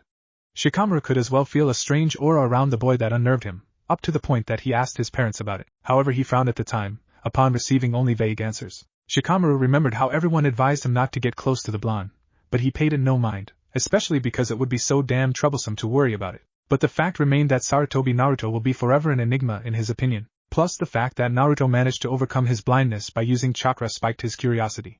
Naruto, what are your thoughts on the test? The blonde turned his attention to Shikamaru, even though it wouldn't make much of a difference, seeing as he was blind, but it was a habit he got familiarized with after some time. Shikamaru was only one who talked to him at the academy, since the rest avoided him, and Shino, although different than the others, was too caught up on his own world to give attention to Naruto. Probably a bit of everything we learned throughout the last year written tests, taijutsu, weapon accuracy and ninjutsu. I'd think that genjutsu would be as well, but I hear my father telling that illusions are a lost art these days. Actually, I'm not thinking much about the test, but rather what will happen after our graduation. It's common knowledge that after we graduate, we'll be divided into 3-man units under the authority of a jounin sensei. However, to me at least, the majority of this classroom avoids even eye contact with me, and the ones who know I exist, you and Shino, will probably be in other teams. Imagine being stuck with either Sakura or Ino at the same team. Shikamaru immediately gulped at the thought. Every time Shikamaru tried to sleep, it was their constant bickering that managed to awake him. Now that he remembered, his father always told about his team, and how they grew up to be legends, known as the Ino Shikucho team. It's troublesome, but I believe I already know who my team would be. Ino and Chuji are the second generation of the Ino Shikucho team, and certainly the Hokage wouldn't miss the opportunity to assemble the same team. Man, what a drag, Shikamaru complained. As soon as Shika finished his train of thought, both Iruka and Mizuki entered the classroom, and as usual, Mizuki glared at Naruto, who only smiled at the sudden feeling he always got when people feel negative emotions close to him. A light class, today is the final test of the academy, and as such, it's the last shot for those who are in need of improving their grades, right, Shikamaru? The Nara heir only sighed, before explaining it was troublesome to pay attention and study. Iruka snorted and began speaking once more. The test will compose of 3 parts, a written test, basic taijutsu against one another, and performing one ninjutsu of our choosing. The written part will be given by Mizuki here, following by the taijutsu part, which I will proctor, followed by the ninjutsu program that both of us will oversee. Naruto heard everything and frowned in suspicion. Ever since Mizuki first started teaching, he tried time and time again to force the blonde to fail, and even though Naruto managed to pinpoint the fraud, he could always complain to Iruka and he would change the test immediately. Now that Mizuki is the one doing the written test alone, nothing would stop him from failing Naruto by either applying a harder test or throwing away his test afterwards, saying he didn't write anything. His feeling of suspicion only increased as Naruto took notice of the man's evil smirk. Suddenly, the blonde's mind began processing his options. His grades throughout the academy placed him as second best only after Uchiha Sasuke, but by failing in this test, his grades may not be enough to graduate, even if he excels at the rest of the test. He needed to do something about the test or else Mizuki would accomplish his goal. He couldn't think of any way out, as Mizuki was distributing the tests to the students, until he reached Naruto's place. The test he gave Naruto was nothing out of the ordinary, the blonde concluded. No genjutsu altering the test's questions, no questions that were ahead of their current level. So, probably Mizuki would simply try to get rid of his test after the blonde handed it to him. Suddenly, an idea just clicked in his mind. It was perfect. Mizuki would be blinded by rage upon seeing Naruto's test, but when the blonde handed it in and Mizuki saw that not a word was written, he wouldn't do anything and just place it in the pile. Of course, Naruto knew of a simple genjutsu that could make his answer disappear, and when Mizuki placed his exam in the pile, the blonde would dissolve the genjutsu and the answers would show. The only thing that Naruto was supposed to do was to appear frightened by these easy questions, before handing the test to Mizuki. As the time passed, the man in question was paying attention to the entire classroom to see if anyone was cheating, but it was only a facade since he not once lost focus on the demon brat, and the fact that the blonde seemed to be struggling to answer the questions as effective as it should be, much to his fascination at the thought of Naruto not even graduating, thus having to stay one more year with them. Mizuki was smiling at the prospect of deliberately failing the blonde every time until he either drops the academy, or is asked to drop the program for good. There are some kids that no matter how skilled they are, their grades was never to acceptable standards that Konoha would give them a Hittite, so instead, this student would be given another opportunity to join other curriculums such as Fire Capital's Samurai program. As the students delivered their papers to Mizuki, he was smiling at how emptier the class now was, leaving only Naruto and a few other dropouts to finish the test. If possible, the look on happiness in Mizuki's face was too much for him to fully conceal, and the blonde in question was inside, smirking with all his might at the level of deception he was using against his teacher. A few minutes, the blonde, on the outside, let out a heavy sigh in dismay, but inside, he quickly focused the necessary chakra for the genjutsu, before handling the test for the smirking Chunin instructor. Mizuki, after seeing the blonde leave the classroom, checked the boy's test, only to smile since Naruto didn't answer a single question. He didn't even bother trying to alter the test and smiled at himself for just failing the demon brat outright. He then grabbed the pile of tests and went to the academy's archive, before placing the tests inside, not even a little bit aware that Naruto's test was slowly being written as if a ghost was answering the questions for him. In little to no time, the test was fully written and the genjutsu was dispelled. Academy's training ground. Yumino Irika was looking at his watch for the beginning of the second phase of the academy test, and the students slowly appeared and made a line in front of him. His watch suddenly showed the time was up, but one student remained missing. However, just as he was about to address the students in front of him, he caught a glimpse of Naruto approaching, before completing the line next to Shikamaru. The Nara-heir, for his part, kept looking at the blonde next to him with a frown on his face in contemplation. That written test was a piece of cake in his consideration, and surely, Naruto would ace it, no questions asked. However, the blonde appeared frightened in the middle of the test, almost as if he was struggling to answer what appeared to be the easiest test of their academy years. However, Shikamaru wasn't fooled easily, which was a trait that would make him famous in the future, and he knew that something was wrong about all this. The blonde's grades were second only to the Uchiha prodigy, and being a part of the Sarutobi clan, Shikamaru was certain that the Sandaime Hokage was one of, if not the best teacher on any given subject relating the shinobi world. It got even worse as he saw Naruto's grin perfectly shown on his face, like the blonde just went through a breakthrough in life. His musings were cut short though, as Irika was telling about the second phase of the exam. I hope that everyone managed to do well on the exams, but just so you know, for those who are not feeling so confident, this whole test is not determined by one skill alone. You will all be evaluated for your performances in all three parts of the test, so if you felt like you could have done better at the written exam, try harder in the taijutsu and ninjutsu portion of the test, and you'll manage to graduate no problem. Now I'll be calling on names, and as I said before, I'll be selecting pairs for a bull taijutsu showdown. Now mind you that winning the match won't be necessary, but you'll receive grades for strike accuracy, defensive maneuvers and the style's correct stances. Okay, first group is Ichigo against Kiba. You two please start on my mark. Keigo. Naruto was watching as all of his classmates got into their respective matches. Kiba, although rash and annoying with that big mouth of his, didn't have any problem against his opponent as he finished the battle with a couple of well-delivered punches to Ichigo's chest, before landing a reverse kick on his face, sending the poor boy to the ground, instantly. Shino was next, and Naruto actually respected the bug user's skills in taijutsu, even though he knew the brown-haired boy's skills favored his hidden Kikeichu bugs. Shino would analyze the opponent for a good while, before said opponent charged at him, rather reckless, before receiving a strong punch on his nose, thus falling on the ground with a thud. Next was Shikamaru against Sasuke, and although Shikamaru was by no means a taijutsu specialist, he managed to hold his ground for a couple of minutes, until Sasuke managed to deliver a finishing blow to his sternum. Later, Naruto came to hear from Shika that was too troublesome to continue a fight he wasn't even supposed to win, which earned a full-out grin from the blonde. The blonde, then, got to see why the style known as the Jukin, gentle fist, particular to the Hyuga clan, was so famous and equally reliable as he saw Hyuga Hinata strike her opponent with downright efficiency, while maintaining a decent fluidity that was particular to this style of fighting. Of course, she didn't close any tenketsu since this happens to use chakra for it, but it was impressive in Naruto's opinion. Naruto's fight was one of the last as he went against a dropout student by the name of Masaburo. For all the blonde knew, this rather bulky kid failed to graduate from the academy last year and had to repeat due to his inability to pass the written test and the ninjutsu portion. As they positioned in front of the other, Masaburo was actually smirking with quite intensity, as he got a blind kid to test himself against. No doubt, in Naruto's mind, Masaburo was thinking how he would beat the blonde to the ground and score some nice points to compensate for his bad ninjutsu skills. However, Naruto didn't intend to give the boy in front of him a chance to strike at all. The Saruken, Monkey Fist, was known for its agility and versatility in the lines of battle, and Naruto managed to come a long way under his father's guidance along the years. Masaburo, after Iruka's consent, charged at Naruto from the front as he aimed a punch on Naruto's face. The blonde waited until the last possible second to move his body with excellent fluidity as expected from the Monkey Fist style, thus taking his face away from the impact. But before Masaburo couldn't even move to retaliate, Naruto started dancing with his feet, before positioning the furthest feet behind the right one, thus landing a light kick at his opponent's leg. The strength wasn't an issue here, but making him lose his balance was, before Naruto flipped his body and landed a surprise punch on his opponent's chest, using his body movements to better increase the power of the punch. His opponent was on the ground, instantly, and he could very well get up despite the pain of Naruto's attack. However, he was downright shocked that a blind kid just managed to do that, and he didn't even see the first leg swoop from below. Iruka sighed since he knew that this kid was hoping to score high on the taijutsu portion. But he came to know that if anyone were to fight against Naruto, he or she would have to be aware of his dance-like movements and stances. Even though he didn't know much about the Sarutobi clan's fighting style, he knew that no one could attack recklessly like Masaburo did, or else like it happened now. Naruto landed some hidden attacks courtesy of a monkey that took his opponent by surprise. Alright class, this portion of the test is now complete as I got your scores right here. I know some of you would like to hear them right now, but I ain't giving you the satisfaction. Now everyone, let's get back to the classroom for the ninjutsu portion of the exam, which by the way, it's the last part, and also the last chance for you to show that you are genin material in Konoha's eyes.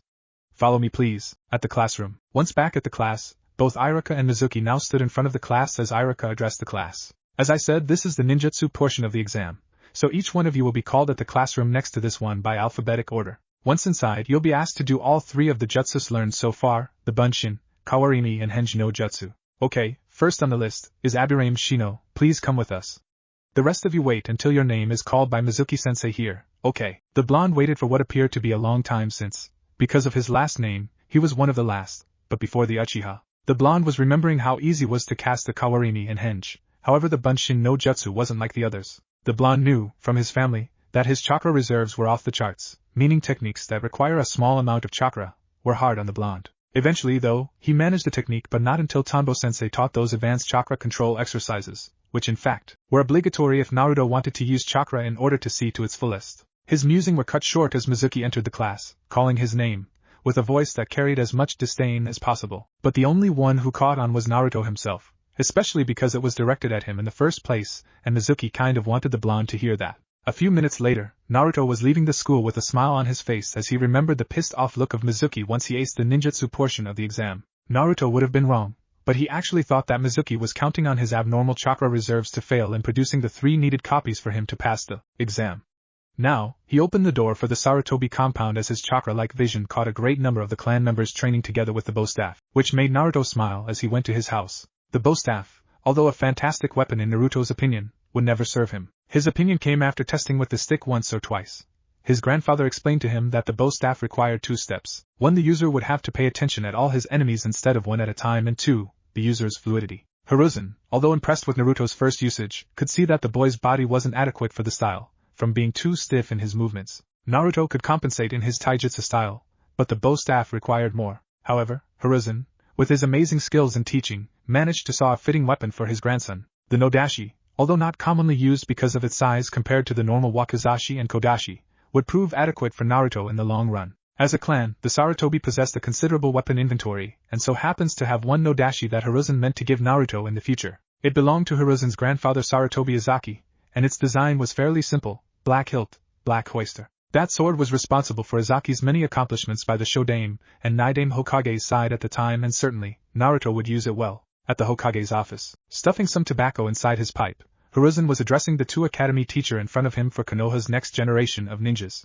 It so happens that this one was special to Hiruzen, since his grandson would finally graduate and become a ninja. Okay, then Iruka-kun, can you give your report? Iruka nodded, before grabbing a scroll with the grades. Mizuki was sure Naruto didn't pass, because of the written test, but he couldn't say 100%, because Iruka managed to convince him that it was no big deal to process the evaluation alone. But Mizuki couldn't find a proper argument other than "I want to screw the demon brat." So he ended up complying, rather confident that Naruto would fail, even though the damn annoyance managed to ace the ninjutsu portion of the exam. Certainly Hokage-sama, Iruka started. Not much of a surprise here, but Uchiha Sasuke is the Rookie of the Year with perfect scores. Hokage-sama, your grandson was second best, only falling behind Sasuke at the written text. What but? Mizuki couldn't believe his ears. Iruka said that Naruto was second best at the written text. That was impossible. The blonde didn't write a damn thing on the test. Nonetheless, Iruka wouldn't simply play favorites for the blonde, considering Iruka's parents getting killed. Mizuki knew Iruka to be a fair teacher, despite it all that happened, but he couldn't help but wonder what happened. His eyes couldn't possibly fool him so easily. He saw that the blonde's test was empty. Mizuki suddenly remembered that Naruto was carrying a huge grin on his face at the ninjutsu portion of the exam, and certainly if the blonde knew he failed at the written exam, he wouldn't be that confident. Could it be that the damn brat fooled me with a genjutsu? Fuck, what is it, Mizuki? Do you have anything to add? The sudden attention was unwanted, and now Mizuki was being eyed with suspicion by the Hokage, which of course, wasn't what he wanted. Sorry Iruka, it's nothing. I just thought that with Naruto's grades up to this point, then he would be the Rookie of the Year. But Sasuke got that position. The answer was accepted by Iruka, who continued to list the names of the students that passed, but the Hokage was now wary of the gray-haired Chunin. He remembered his grandson telling that he didn't trust Mizuki, and even told that he sometimes tried to deliberately fail the blonde several times by giving him a harder test than the others. It didn't improve his mood as Sarutobi could sense the smell of snake coming from Mizuki, but he shrugged it off in favor of focusing on Iruka as he finished the list of graduates. I see, so all the clan heirs passed along with a few others. I trust that you, Iruka, already assembled the suitable genin teams, right? Sarutobi asked. Iruka nodded and handed a sheet for the Hokage to read the team assembles. It was the man's smile that filled Iruka's pride, before Sarutobi gave the sheet back to Iruka. Great job on the teams, Iruka. I concur with your assessment. Please tomorrow hand in the Hitayatesh for those who passed, and inform them the teams that will be formed along with their senseis. Iruka and Mizuki bowed in respect, before leaving the room. However, Hiruzen now remembered the scent he got from Mizuki and frowned a bit. Although he sensed that smell in a Tokubetsu jounin by the name of Midarashi Enko, Mizuki didn't use snakes in his arsenal, so something must be off. Sarutobi decided to investigate this matter with care. Now, however, he had other things to worry about as the sudden pile of reports was getting bigger by the second. Now remembering his grandson's genin team, he couldn't help but smile, seeing as it was indeed a nice assemble of talents under a talented jounin. At the academy, the next day, students were in their seats, as they awaited for both Iruka and Mizuki-sensei to arrive. Some were anxious and even terrified of the results, while others were confident of their skills that they would leave the school with a Hittite. The clan heirs, though, didn't even worry about the results. Each of them knew how their test went, and nothing would keep them from graduating the academy. Some were throwing away some conversation about the test. Ino and Sakura, as usual, were talking about Sasuke's performance against the Nara heir, much to said boy's annoyance, since he actually dreamed of at least 1 minute of silence from these two banshees. Shikamaru, also as usual, was sleeping next to a stoic Naruto. The blonde, for instance, didn't have much to think about, other than waiting for the teacher to arrive with the test results. The blonde wasn't sure if his plan had worked, though. He managed to see Mizuki's reaction once he delivered the test, which was happiness that Naruto apparently didn't answer any of the questions. But Naruto wouldn't be able to know if the genjutsu stayed long enough for Mizuki to put his test together with the pile of tests, and never see it again. Naruto always considered the worst possible scenario, so it wasn't much of a shock to him that he was already preparing for the worst, which would mean resorting to show how Mizuki always tried to stop Naruto from graduating, although this of course wouldn't stick in the courtroom. He had no proof of said statement. Suddenly, both Iruka and Mizuki-sensei arrived with a considerable suitcase, before placing on top of the teacher's desk. It was that instant that Naruto had the decency to smile after seeing Mizuki's frown. Of course, if Naruto had indeed failed, then the man's smirk would range from ear to ear and he would deliver the news personally to the blonde. Inside this case are 30 Hitayatesh for the graduates of this year. Now, before I give the results, I want you all to know that if you fail to qualify for genin, that doesn't mean you should quit or anything even remotely close to quitting. Trust me, the ninja world is full of hardships and only those who withstand the pain and move on will have what it takes to raise in rank. Now, first of all, I want to congratulate 2 distinguishing students that excelled during the academy. These 2 were material for Rookie of the Year, but it took only one small difference at the written exam. Please come take your Hitayatesh, Rookie of the Year, Sasuke Uchiha, and close seconds Sarutobi Naruto. Instantly, the entire classroom went in uproar as the Uchiha was quite famous both from the girls' side, fangirls, and the boys' side, regarding his last name. However, while Uchiha Sasuke's performance was admirable, Certainly Naruto's was as well, considering his eye disability to read and write as proper. Nevertheless, Naruto wasn't at all surprised that the cheers didn't go to him at all, but rather the famous Uchiha instead. It didn't matter that he wasn't Rookie of the Year, it mattered that he graduated. Uchiha Sasuke, though, didn't accept the fact that Naruto was so close to beating him at the academy. He knew Naruto to be blind, since those eyes of his were very unnerving to said Yukihate, reminded of his brother, devoted of emotion, like a killing machine. However, something clicked in Sasuke's mind about an academy student close to his level. Sasuke was an Avenger, and he was constantly measuring himself against the other shinobi from time to time. If Sarutobi could be his rival, then Sasuke's own skills would surely progress. A few minutes later, Iruka closed the suitcase and addressed for those who didn't pass, to try harder next year, before he started the second part of his speech. Now, first of all, I want to congratulate all those who passed the academy, and say I'm very proud of each and every one of you now, Genin. However, this happens to be just the tip of the iceberg when it comes to being a shinobi. Many hardships will certainly appear in your path as each one of you ascends the shinobi ranks. I'm certain, though, that whatever it is, every one of you is ready for what is to come. As some of you know and some of you don't, once you graduate, you're divided into 3-man teams under the leadership of a jounin. That being said, and the fact that 30 of you graduated, were able to form 10 teams, which is both in the Hokage's belief, that will be adequate. Iruka took a moment for the genin to digest the notion that they would be paired as they immediately looked at each other in question. Certainly everyone started thinking about who they wanted to be paired with, and certainly, too, Kunoichi imagined how nice it would be to be paired with Sasuke, until Iruka started saying the groups. Okay, then here is the list, so be quiet and pay attention. Team 1, Team 2, Team 7, Harino Sakura, Uchiha Sasuke, Inuzuka Kiba, Jounin Sensei Hataki Kakashi. As Iruka was about to continue, he was interrupted as Sakura started screaming to the heavens for answering her praise, allowing her to rub on Yamanaka Ino's loser face. The scarred teacher frowned at the fangirlism, before continuing with the announcement. Okay, now Team 8, Aburaim Shino, Hyuga Hinata, Sarutobi Naruto, Jounin Sensei Yuhi Kurinai. Team 9 is already operation, so I'll skip to Team 10, Yamanaka Ino, Akimichi Chuji, Nara Shikamaru, Jounin Sensei Sarutobi Asuma. Tomorrow you'll be meeting your respective senseis in here, at 10 o'clock. Now, since this is the last time you'll see me as your teacher, I just wanted to say that I'm proud of being your teacher, and hope you'll do me proud throughout the years dismissed. The team arrangement was okay, Naruto supposed. He had 2 of the strongest genin from his academy, and both possessed useful bloodlines that could work wonders in battle. Not to mention the blonde sensei Yuhi Kurinai.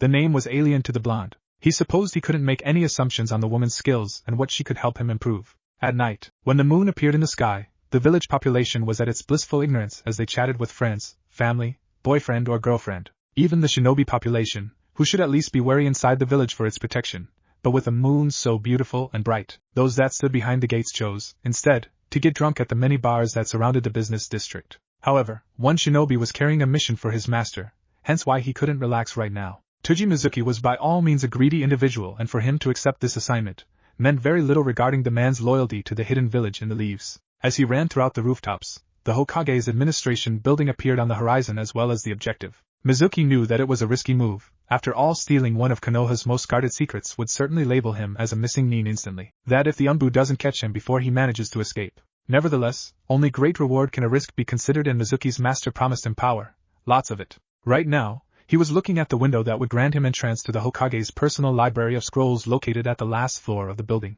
After he got in, he immediately and stealthily proceeded through the place, which map Mizuki pretty much memorized. Even the occasional Chunin guard that would guard the floor, the future rogue ninja knew about as he fired a Senbon embedded with paralyzing poison at the man's neck, before watching in fascination as the Chunin began its descent towards the ground. Quickly managing to avoid the man from falling and making any noise, Mizuki eventually found the door that led to his target, before he grabbed a scroll that detailed Sarutobi Hiruzen's personal signature, courtesy of his master's cunningness. After opening, though, surprise struck him, before his greedy behavior took over. Thousands and thousands of scrolls stood in front of him, containing jutsu from every element possible. However, he managed to control his urges in order to locate the scroll he was looking for. Konoha's Kenjutsu Scroll, a thorough list of forbidden jutsu that were considered by the Hokages as forbidden for a number of reasons, whether being the destructive force, the damage to the user's body, or the necessary chakra consumption. He looked for a while, before the scroll he was looking for was found. It was quite thick, Mizuki wondered, as the scroll must have tons of jutsus capable of leveling an entire village. Quickly securing the scroll by strapping it on his waist, Mizuki then proceeded for the toughest part of the mission, fleeing Konoha and meeting with his master a couple miles away from the village. Right now, the man was jumping through rooftops in a fast pace. Eventually, the man managed to enter one of the many forests that surrounded the village with a smile on his face, since hiding inside the forest was rather easy, and he wouldn't be detected. As he proceeded through the foliage, he was able to see the exceptionally big walls that protected the village from its enemies. However, just as he was about to make a run for it, a voice appeared out of nowhere, thus alerting Mizuki immediately. Big scroll you have there, Mizuki-sensei, might if I take a look? Although the foliage allowed him cover from a ninja's vision, the one with the voice didn't even care about the fact that it was night right now, as his chakra technique managed to see the enemy easily. Mizuki, though, frowned in dismay as he could only see the man's shadow, but the voice was rather familiar until the person appeared. I thought that scroll was supposed to remain under the Hokage's care. I wonder what you're doing with it. As soon as Naruto showed up, Mizuki relaxed somewhat and smirked at the chance of finally getting rid of the demon. Oh Naruto-kun, I wasn't expecting company this late at night and I was about to leave, but seeing as you're here, I might as well get rid of you. I can't have you telling the others about me, can I? It wasn't much of a surprise when Naruto just stood there as if he was bored out of his mind. Mizuki never hid his feelings for the demon brat, even though he never voiced those words out loud.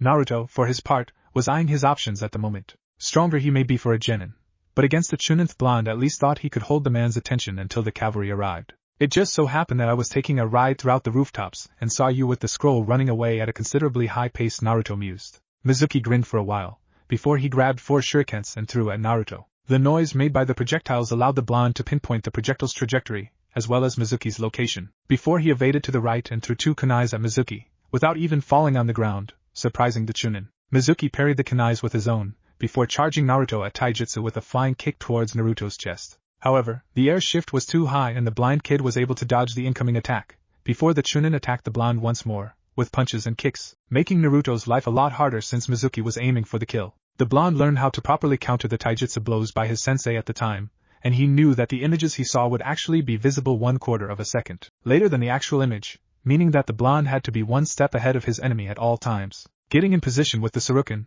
the blonde managed to dodge an incoming kick to his sternum as he, then, aimed a punch at Mizuki's chest, only for the Chunin to dodge effortlessly, before landing a strong kick on the blonde's abdomen, sending him flying for a while, before he flipped his body and landed on his feet. Mizuki took the time to take one of the windmill shuriken on his back, before he threw it at Naruto with great speed. However, the Chunin soon learned that projectiles were useless against the blonde, seeing that just from the sound made, Naruto could dodge without even worrying about it. Quickly after dodging, Naruto made some quick hand signs before slamming his hands on the ground. Meitun Jiangu, Dark Release, Black Tendrils Jutsu. Mizuki saw the hand seals and frowned at the blonde's strategy. No Academy Jutsu would give him an advantage at Mizuki, so the man stood there waiting for what Naruto would come up with. He was shocked when something came out of the ground and grabbed his arms and legs, before squeezing it hard. What did you do to me, you brat? Oh, Naruto confessed that such a scream was appealing as he approached Mizuki with a smile on his face. That's my technique you liked?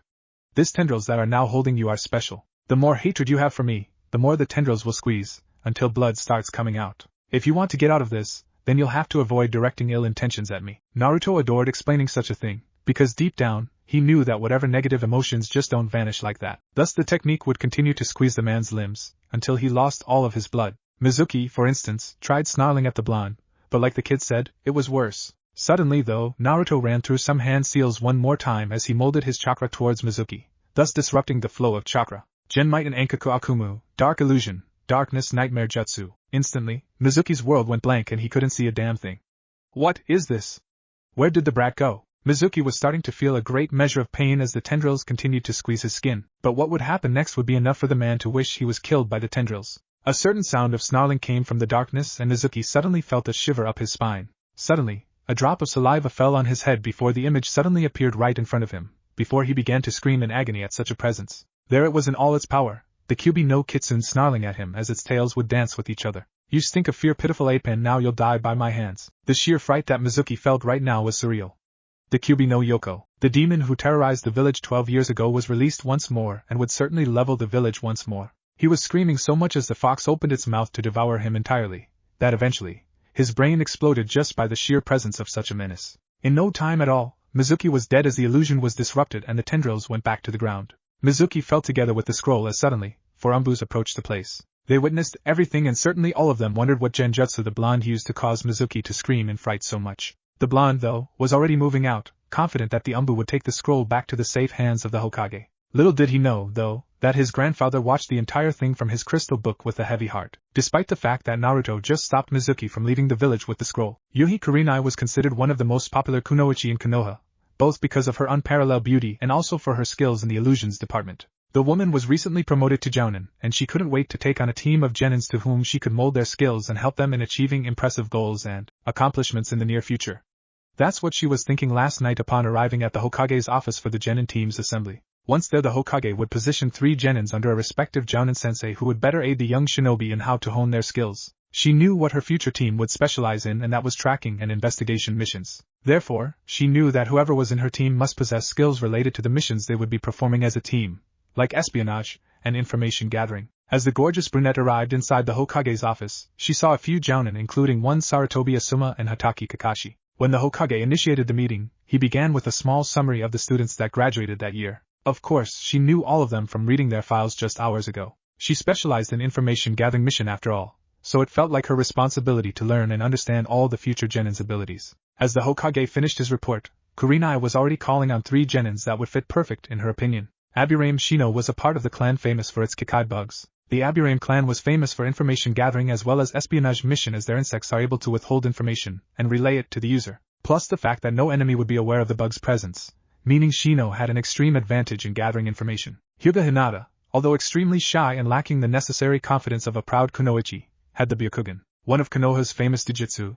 It allowed one to expand their vision through miles and miles of land. Also, it had 360-degree vision that would alert her of any enemies in the vicinity. Last but not least, one Inuzuka Kiba, as his family happened to possess an incredibly sensitive nose, making them able to pick up even the faintest sense just like a nin dog. All 3 of them would be valuable to her line of missions and no doubt would turn a heavy A-ranked espionage mission into nothing more than a C rank, just by using the Byakugan and the Kikai bugs. The rest of the genins were just at the rest in her opinion. No doubt, in her mind, Kakashi would get a heavy assault team and Asuma would get the next generation of the Ino Shikucho team. There was just one genin that Kurenai was thinking, though, as she was letting the biased rumors cloud her judgment. Sarutobi Naruto was the name, and while she was aware of the last name, she was also aware of the rumor that the boy behaved just like the monster trapped inside his stomach close to 12 years ago. The huge number of complaints made by the citizens and even some shinobi, while highly discredited by both the Hokage and the ANBU, were enough for Kurenai to exercise caution around the boy, if ever she encountered him. It was when the Hokage nominated the teams that Kurenai felt like verbalizing her protest immediately. Granted, she had 2 of the genin she so wished for,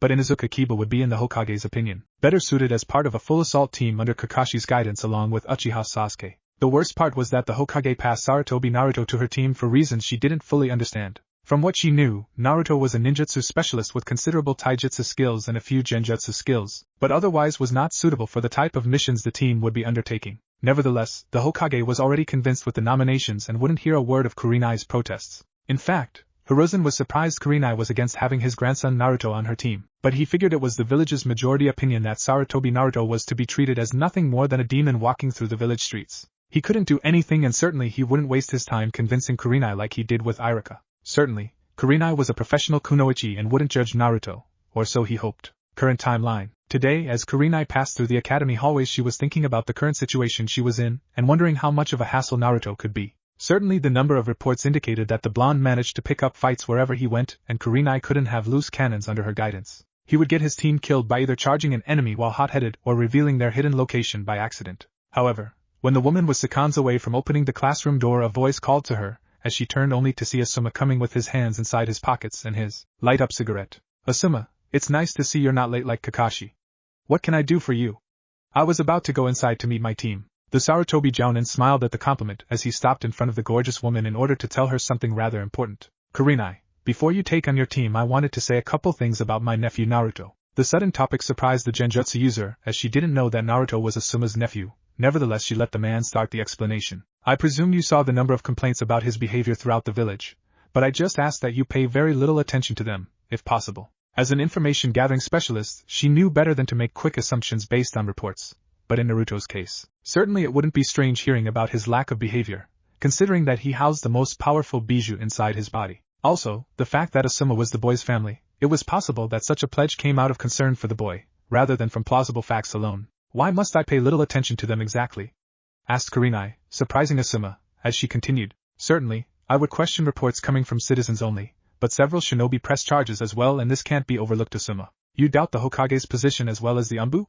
"Because if my memory doesn't fail me, all the reports indicated self-defense from Naruto's position." Asuma tried to reason with the Ice Queen, but her stoic demeanor proved that she wouldn't be convinced, so Asuma dropped the issue. "Just do me a favor and reserve your judgment after you meet him, it's all I ask," Asuma said before he opened the door, gathering the entire room's attention.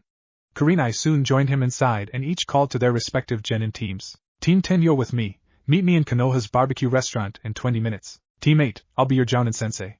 Meet me at training ground number 8 in half an hour. With that, the genin got up from their chairs as Shikamaru mumbled some incoherent words which only Naruto managed to hear, before he snickered at the pineapple-haired genin's antics. Nevertheless, the sudden knowledge of getting Kurenai as his sensei intrigued the blonde Sarutobi. Naruto always had the notion that his skills would be better suited for the battlefront, with both his ninjutsu skills and taijutsu. Granted that Kurenai could improve his skills in the illusionary department, but certainly a jounin with more resolve around the ninjutsu department would better suffice. A few minutes later, the entire team arrived at the designated spot Kurenai indicated. Right now, Kurenai was quiet, studying the new set of charges in front of her, while the genin were satisfied with waiting what their sensei had to say. Naruto, though, chose to study his teammates more thoroughly, since he would spend quite some time now. Shino was a subtle man, steady heartbeat and careful enough not to show subtle movements to whatever intention he may have at the moment, but Naruto could very well ascertain his current thoughts. The Aburame was wary of him, that much was obvious. The peculiar noise of bugs swarming inside his body didn't escape the blonde's sensitive ears as Shino's bugs were wary of Naruto's presence. One thing that Naruto learned from his grandfather was that an Aburame has a common link with their Kakaichu bugs. So if the bugs acted strange around someone, then it serves as an alert to the clan member. Changing his focus, he began analyzing the all-too-shy Hyuga Hinata. Hinata bugged Naruto a bit, because of her eccentric behavior around others. Hiruzen never stopped mentioning that the Hyuga clan is a proud clan that sometimes tends to place themselves above all others, and for Hinata, daughter of the clan head Hayashi, to behave like this was interesting to say the least. However, in the midst of all that shyness, Naruto could feel something else that resembled fear. Upon further scrutiny, Naruto managed to see her line of sight right now, and it was focusing on his eyes. The realization hit him like a ton of bricks. Of course, the Hyuga clan focuses their shinobi skills on their impressive dijutsu called the Byakugan. Now, it's easy to know what scares a Hyuga more than anything. It's the thought of never depending on their majestic set of eyes. And the way Hinata was looking at Naruto's eyes, then she must be terrified of the very thought of being in his shoes. Besides that, she was an open book just like everyone to whom he met in the past. Suddenly, the Jounin sensei decided to address her genin. Okay, first of all, I want to say congratulations for passing the academy test. But whereas you thought you're already genin, I hate to break the news for you three. So seeing as you'll be with me for quite some time together, why doesn't each one of you introduce yourselves to the group? I'll go first. My name is Yuhi Kurenai, and I received the Jounin promotion a couple years ago. My likes are reading books and genjutsu techniques. I don't have much dislikes, except for those who act improperly.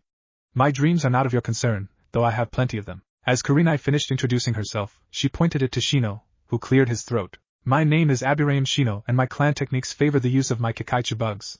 I like to be with my family and friends, and I dislike those who mistreat bugs. My dream is to surpass my father, and become clan head. Nodding at the introduction, Kurenai turned to the shy Hyuga as Hinata begun talking while stuttering. Ano, and my name is Hyuga Hinata, and my likes Eri being Y with my little sister. My dislikes Eri those who mistreat others based on mere differences, and my DR dream is for my FA father to be proud of my skills as a kunoichi. Shino was okay, but Hinata had some major confidence issues in both Kurenai and Naruto's position. Kurenai knew about Hyuga Hayashi's poor treatment of the girl, and no matter how Hinata improved, the man always treated her accomplishments as unimportant. Easily enough, she would have to focus more on Hinata. Remembering that one genin had yet to introduce himself, she turned to Naruto and ushered him to speak. Sarutobi Naruto is the name, and my likes are being with my family. I hate with a passion those who can't put the past behind them and attack me with no reason. My dreams, well, when I have one, you'll be the first one to know. After he closed his mouth, he could feel 3 sets of eyes all focused on him like he was a wolf disguised as a sheep. Also, his sensitive ears managed to ascertain a sudden increase in heartbeat coming from his sensei, which meant that something happened to her in the past that probably was the fox's fault. Kurenai, for her part, glared daggers at the blonde for what he said. Like the majority of the population, she too lost important people in her life because of the fox's rampage 12 years ago. And while she was the very few who knew the difference between the Bijou and the Jinchuriki, she was still angry with Naruto for what he said. Surely, a person of his position had to at least show some respect for those who sacrificed their lives so that the Yondaime Hokage could imprison the beast. Naruto, for his part, smiled as the sudden feeling of anger served as fuel for his chakra. His tainted chakra happened to be a catalyst for negative emotions, such as the one Kurenai was directing at him. So, deciding to increase said feeling, Naruto pushed his sensei. Kurenai-sensei, although I'm blind, I can very well feel that you're directing waves of anger at my direction. I just wondered what I did to deserve such infatuation. At this, she clenched her muscles at such apparently innocent question. For all her might, she wanted nothing more than explain to Naruto and the now confused genin the source of her anger. But the issue behind the Kyuubi was a sensitive one, and revealing it to the younger population was to be considered a high-level offense, sentenced by death. So, she took a moment to control her breathings and managed to cool off her urges. Nevertheless, she now knew that Naruto needed to be watched. Okay, now that the introductions are over, there is still another issue that needs taking care of. Even though you graduated, As of now, none of you are considered genin. There is still a test in order for you to be called genin, and I'll be the one giving it to you three. The information, while surprising to the group, wasn't totally unexpected as all three of them had sharp minds relating the way the shinobi world works. Kurenai hoped this would scare them, but she knew better. Of course, all clan heirs had enough knowledge drilled by their fathers about the ninja world. Out of the graduates, we need to see which ones have the necessary skills to survive out there, not only to prevent unnecessary deaths, but also to fully test if your initiation training are complete. Now, the test I'll be giving you is quite simple in theory, but as you proceed through it, you'll realize it will get harder. The objective is simple. Do you see this picture I'm holding in my right hand? Certainly, she knew Naruto to be blind, much to the blonde's snort. However, he wouldn't dwell on it, as his chakra no Maiku technique managed to show the image to his brain. It was a large scroll wrapped with a red tape and a kanji inscription in the middle. The word was the village's name. After a few minutes of looking, Kurenai kept the picture inside her clothes and crossed her arms as she relayed the mission the genin were about to undertake. As you can see, training ground number 8 is surrounded by heavy foliage and deep lakes, and the scroll I just showed you happens to be hidden somewhere around here. Your job is to find the scroll before this timer rings. I'll give you a total of 4 hours to complete. Oh, and always watch your surroundings and protect your teammates. I won't just stand here and let you three find the scroll, so I place traps around the vicinity. Also, from time to time, I will cast genjutsus on each of you three. Kurenai's firm posture told the genin that she wasn't screwing around with this test, and Naruto was beginning to like this person already. Just as Kurenai authorized the team to begin, she vanished within a swirl of leaves, leaving the team alone. The first problem encountered was that not one of them talked first for a while, meaning that so far, this team had little interaction. It took some time, but Shino started talking. Okay, it's safe to say we don't know each other all that well, but logic says we should complete the objective before the timer rings. I happen to know about Hinata's skills, but I don't know yours, Naruto. Naruto nodded at Shino, though the Aburame needn't worry about his skills at the moment, rather the mission at hand. You don't need to know Shino, at least not for now. You two can use your skills in order to search for the scroll. I'll be the one protecting you two. With the Byakugan and your Kakaichu bugs, it won't take long to find the scroll's position in the vicinity, and I guess Kurenai-sensei will attack us with either weapons or genjutsu techniques to confuse us. This is where I'll come in to protect you both. Just watch out for the traps as well. At this entire time, Hinata was looking at Naruto and wondering the entire time how could he live without the use of his eyes function. Add to the foul chakra she could sense coming from the blonde, and the evil aura was enough to frighten her a little bit. However, just like Shino said, what was important right now was the mission at hand, not what she was thinking about the blonde right now. Shino, for his part, concurred with Naruto's plan as he and Hinata activated their respective clan abilities. Hinata's Byakugan was an amazing skill and allowed her peripheral vision around them. Also, by looking at a certain direction, she could elongate her line of sight to miles and miles, hence why Hinata had already managed to locate the scroll's position. Problem was that where she found one, by expanding her sight, she could see 10 others in different directions, which surprised her as her team progressed throughout the heavy foliage. I know, that there is more than one scroll out there, Hinata said, alerting both Shino and Naruto as they jumped through the trees in perfect unit mobility. It's certain that only one of them is real and the others are bunshins. Do they all look the same, Hinata? Shino asked, before seeing the Hyuga nod. He looked at Naruto to see him making a series of hand seals, before molding that foul chakra both Shino and Hinata sensed before. Meitun Taiju Geikatsu Bunshin, Dark Release, Multiple Skeleton Bunshin Jutsu. Before they realized what was happening, a great number of bones appeared from the ground. It was like they were watching a horror movie. Shino, though, remained collected, but Hinata was already shaking in fear of such an atrocity. Afterwards, the bones suddenly united themselves, forming a great number of skeletons as they appeared next to Naruto. The strangest thing to them was that they looked just like him except for the skin and Naruto's clothes, but otherwise they had the same measures. The real Naruto smirked at his teammates' reactions as well as the fact that he heard someone flinch somewhere. Probably Kurenai from witnessing the skeleton bunshins. Don't worry about them. They are my technique, called skeleton bunshins. I'll explain afterwards if any of you are interested to hear. Now, each of these bunshins will travel to the scroll's locations. So, tell me their direction, Naruto said, as the nervous Hinata described their directions, before seeing a bunch of skeletons traveling throughout the foliage. It wasn't long before all 10 of them got dispatched.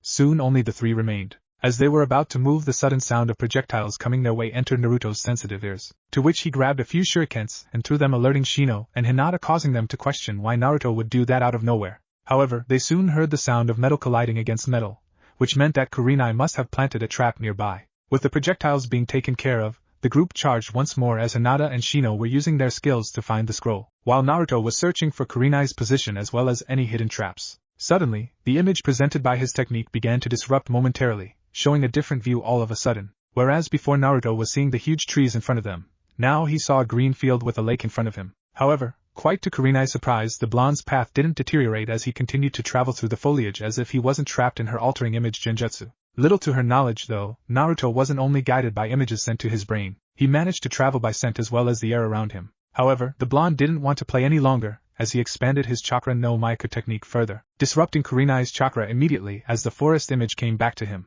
By now, Kurenai's position was clear in his mind, though he decided to play along since she was aiming for the other two now. Naruto saw both Shino and Hinata immediately dispel the techniques as their skills helped them detect a sudden chakra intrusion only seconds after it started. Out of nowhere, Hinata stopped the group as they landed on the ground behind a thick tree. "What is it, Hinata?"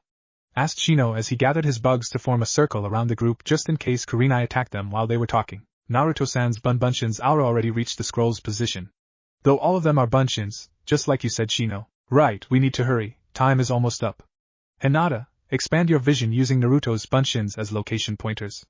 Look for a scroll that none of them managed to find. If they are in fact Bunshins, then the real one must be near the clones," advised Shino, earning a nod from Hinata.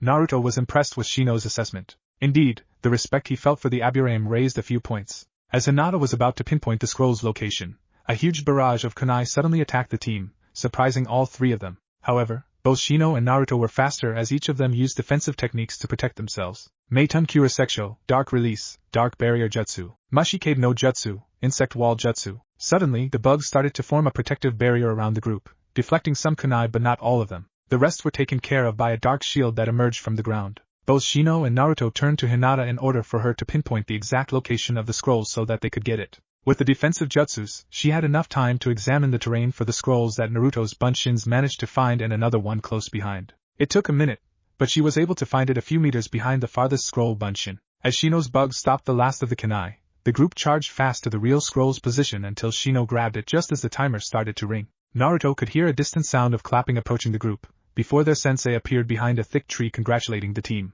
"Well done all three of you.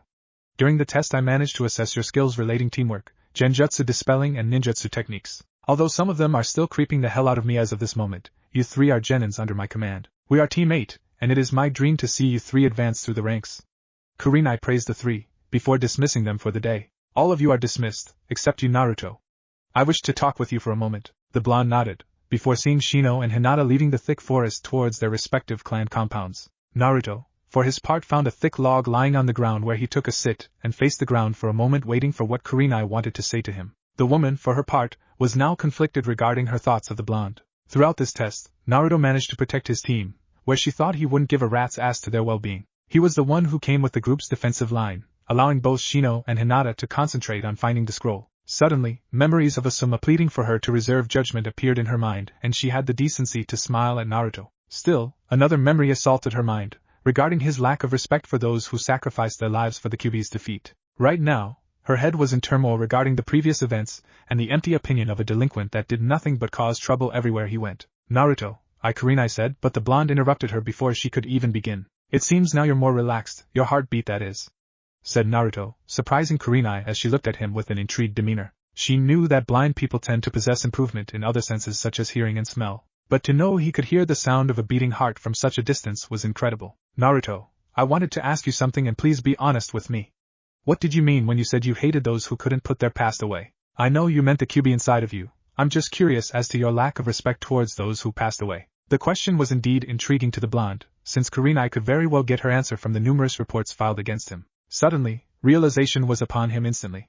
She gave little mind to the reports and their content, rather drawing wrong conclusions about his demeanor. "Kurenai-sensei, ever since I could remember, people kept attacking me just because I happened to house the very source of their misery 12 years ago. They all believe it would be justified to kill me because in their pathetic way of thinking, I'm the beast reincarnated. Sarutobiaja explained to me that the reason behind all the attacks was that people find it hard to let go of their past and instead use me as a scapegoat. To them, it's easier to vent their frustrations on the demon child instead of learning to cope with the past." Kurenai listened as images of her loved ones dying invaded her mind and the constant times she felt like seeking vengeance for their deaths on Naruto. "Those reports against me were all from people who attacked me first from the belief that by killing me, they would rid the world of the fox inside my stomach. In my opinion though, they are doing this because it's easier than letting go of what happened in the past. I could feel your hatred towards me before, Kurenai-sensei, and I saw how much resolve you had in you not to attack me right then and there," said Naruto with a solemn look on his face, even though his lifeless eyes remained the same. To Kurenai, it was hard to see any kind of emotion coming from those eyes, but somehow she could feel the dark aura surrounding the boy and it saddened her greatly. A sudden tear escaped her eye before it dropped on the ground, however Naruto could hear it loud and clear. He faced Kurenai, before wondering why she was crying, when memories suddenly appeared in his mind regarding the time his mother cried next to him, all those years ago. Unknown to the blonde, Kurenai was crying alright, but the reason was because she actually thought that by killing Naruto, her loved ones would be avenged. She now blamed herself for her traumatized mind, which almost ordered her body to charge against the boy without even worrying about the unforeseen consequences of getting her revenge.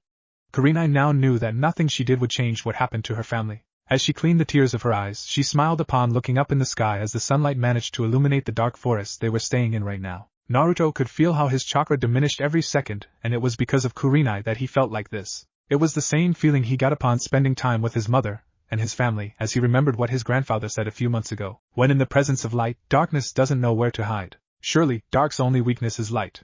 However, where there is light, there is also darkness. So, darkness will never fully vanish as it happens to balance the human's existence. Seeing that Kurenai was in her own little world right now, Naruto got up from the tree log he was sitting in and left Kurenai alone to look at the sky as he knew her questions were already answered. With Naruto, seeing that he still had time before he went home for dinner, Naruto chose to go to his most secluded training ground located above the Hokage mountain. It was a place his grandfather showed him when he asked if there was a place no one could disturb him by either mocking his existence or attacking him in hope to avenge their past loved ones. He decided that instead of ninjutsu, taijutsu could do some work. So he summoned some skeleton bunshins to aid him in his taijutsu skills. The good thing about them was that unlike the Kage bunshin, a technique he can also do by the way, the skeleton bunshins had more durability, probably because of the bones as they were much more resilient to damage. After two skeleton bunshins materialized from the ground, the real Naruto began charging them with the Sarutobi style of fighting. As he aimed a strong punch against the first bunshin, the clone maneuvered his body around the punch, before jumping and flipping its body to deliver a solid kick to Naruto's chest. The blonde dodged the strike before looking as the other came from behind with another kick. Doing a couple of back flips, Naruto ended his maneuver with a larger back flip, before charging with a flying kick at one of the clones. The problem was that although Naruto managed to land a hit, the clone's bones required a stronger strike to break. However, the clones didn't bother as they attacked the real Naruto without mercy. It was when one tried to attack with a strong punch that Naruto managed to grab the attacker's body, before positioning it in front of him as Naruto used the skeleton in order to flip his body and land a strike at the other clone's skull with a chakra-reinforced blow, thus managing to break the clone's bones. With only one left, Naruto didn't need to worry as much as in a one-to-one fight he didn't have to split his focus. As the clone tried to land a kick on Naruto, the blonde placed his right foot in front of him, before bringing his left foot from all the way back to land a fierce side kick right at the clone's left cheek. Considering that he even had a cheek, it's just a location. The kick was too strong, and the bone broke. The problem with fighting against bones is that every hit you land must be cushioned with chakra, otherwise you'd break your limbs easily. While it didn't break, Naruto was feeling a lot of pain from his right leg. Nevertheless, he knew that Kyuubi would end up fixing it in a couple minutes.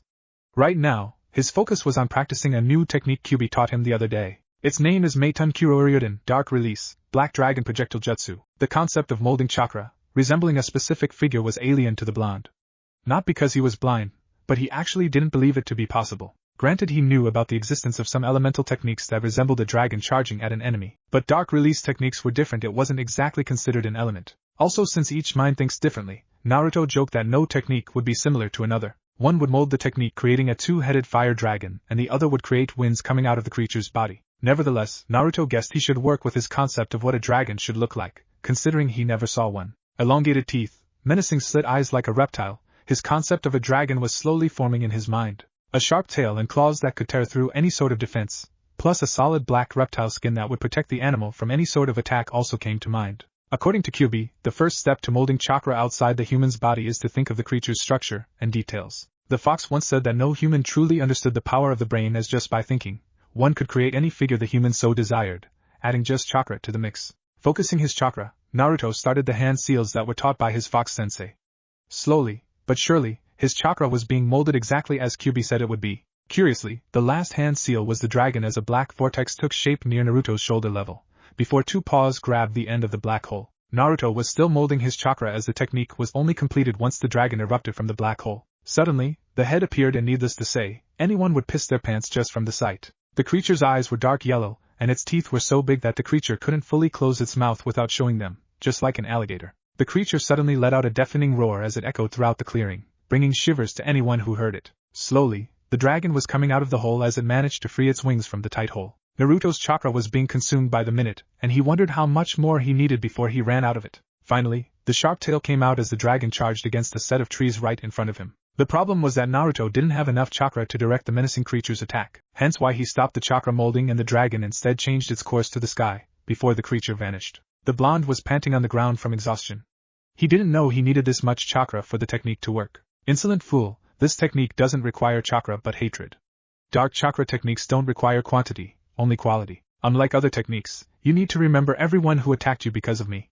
Remember their pain, their hatred, and you won't need chakra. Now I'll replenish your chakra supply for one more try. Naruto nodded, as he felt his chakra being filled once more. Like his sensei advised, he was remembering every fool who tried to attack him. Their fear, their hatred, the speed in which their hearts were beating from fear of the QB releasing its rampage once more flowed through his mind. Suddenly, a dark aura surrounded the boy and he smiled before going through the hand seals one more time. As he molded the chakra, both the image of the dragon and the trigger to his dark chakra were clear in his mind as he finished the hand seal sequence. The dark hole appeared once more and this time the dragon didn't take too long to get out of the hole as it roared even louder this time. This time, the entire village fell victim to the creature's killing intent as the dragon charged against the group of trees. It took only seconds for the dragon to obliterate the entire forest with an explosion, quite to the blonde's smirk as he managed to perform a higher level technique. Finally, you realize the true power of darkness.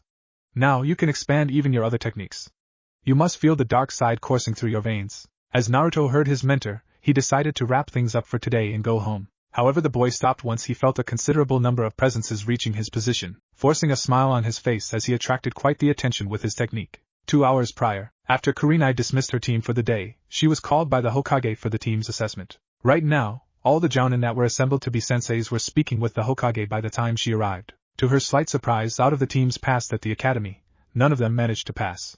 3 teams, though, were waiting for Asuma, Kurenai and Kakashi's assessment. Asuma and Kakashi passed their students much to the group's shock, since Kakashi had yet to pass a team for 7 years now. According to him, although Uchiha Sasuke has yet to learn how to work with others, the team managed to work together quite nicely. When it was Kurenai's turn to explain her team's situation, she could feel 3 sets of eyes looking at her, those being Asuma, the Hokage and Kakashi. She knew Naruto to be affiliated to the Sarutobi clan, but why would Kakashi be interested in the boy? Team 8 passed, Hokage-sama, Kurenai said, earning a smile from the 3 as she continued. Shino and Hinata possess natural skills in tracking and infiltration, and Sarutobi Naruto is a natural when the protection of his teammates is involved. He possesses a high level of skills in anticipating attacks, and he can adapt to any kind of situation. All in all, this team is perfect for the type of assignments we'll be receiving. Very well, Kurenai-san. Therefore, from all the graduated, only 3 teams managed to pass. Unfortunately, the rest will go back to the academy for another year as they will receive extra lessons in teamwork. Now, out of a sudden, a deafening scream reached the sensitive ears inside the room as a few even started shaking in fear for their lives. Immediately, the Hokage assembled 2 umbus that were stationed outside his office, before one with the hawk reported the situation. Hokage-sama, we spotted high usage of chakra near the Hokage monument. Possible enemy attack, awaiting orders. Sarutobi Hiruzen paused for a while, in order to assess the situation. Everyone follow me, I have a hunch about the source.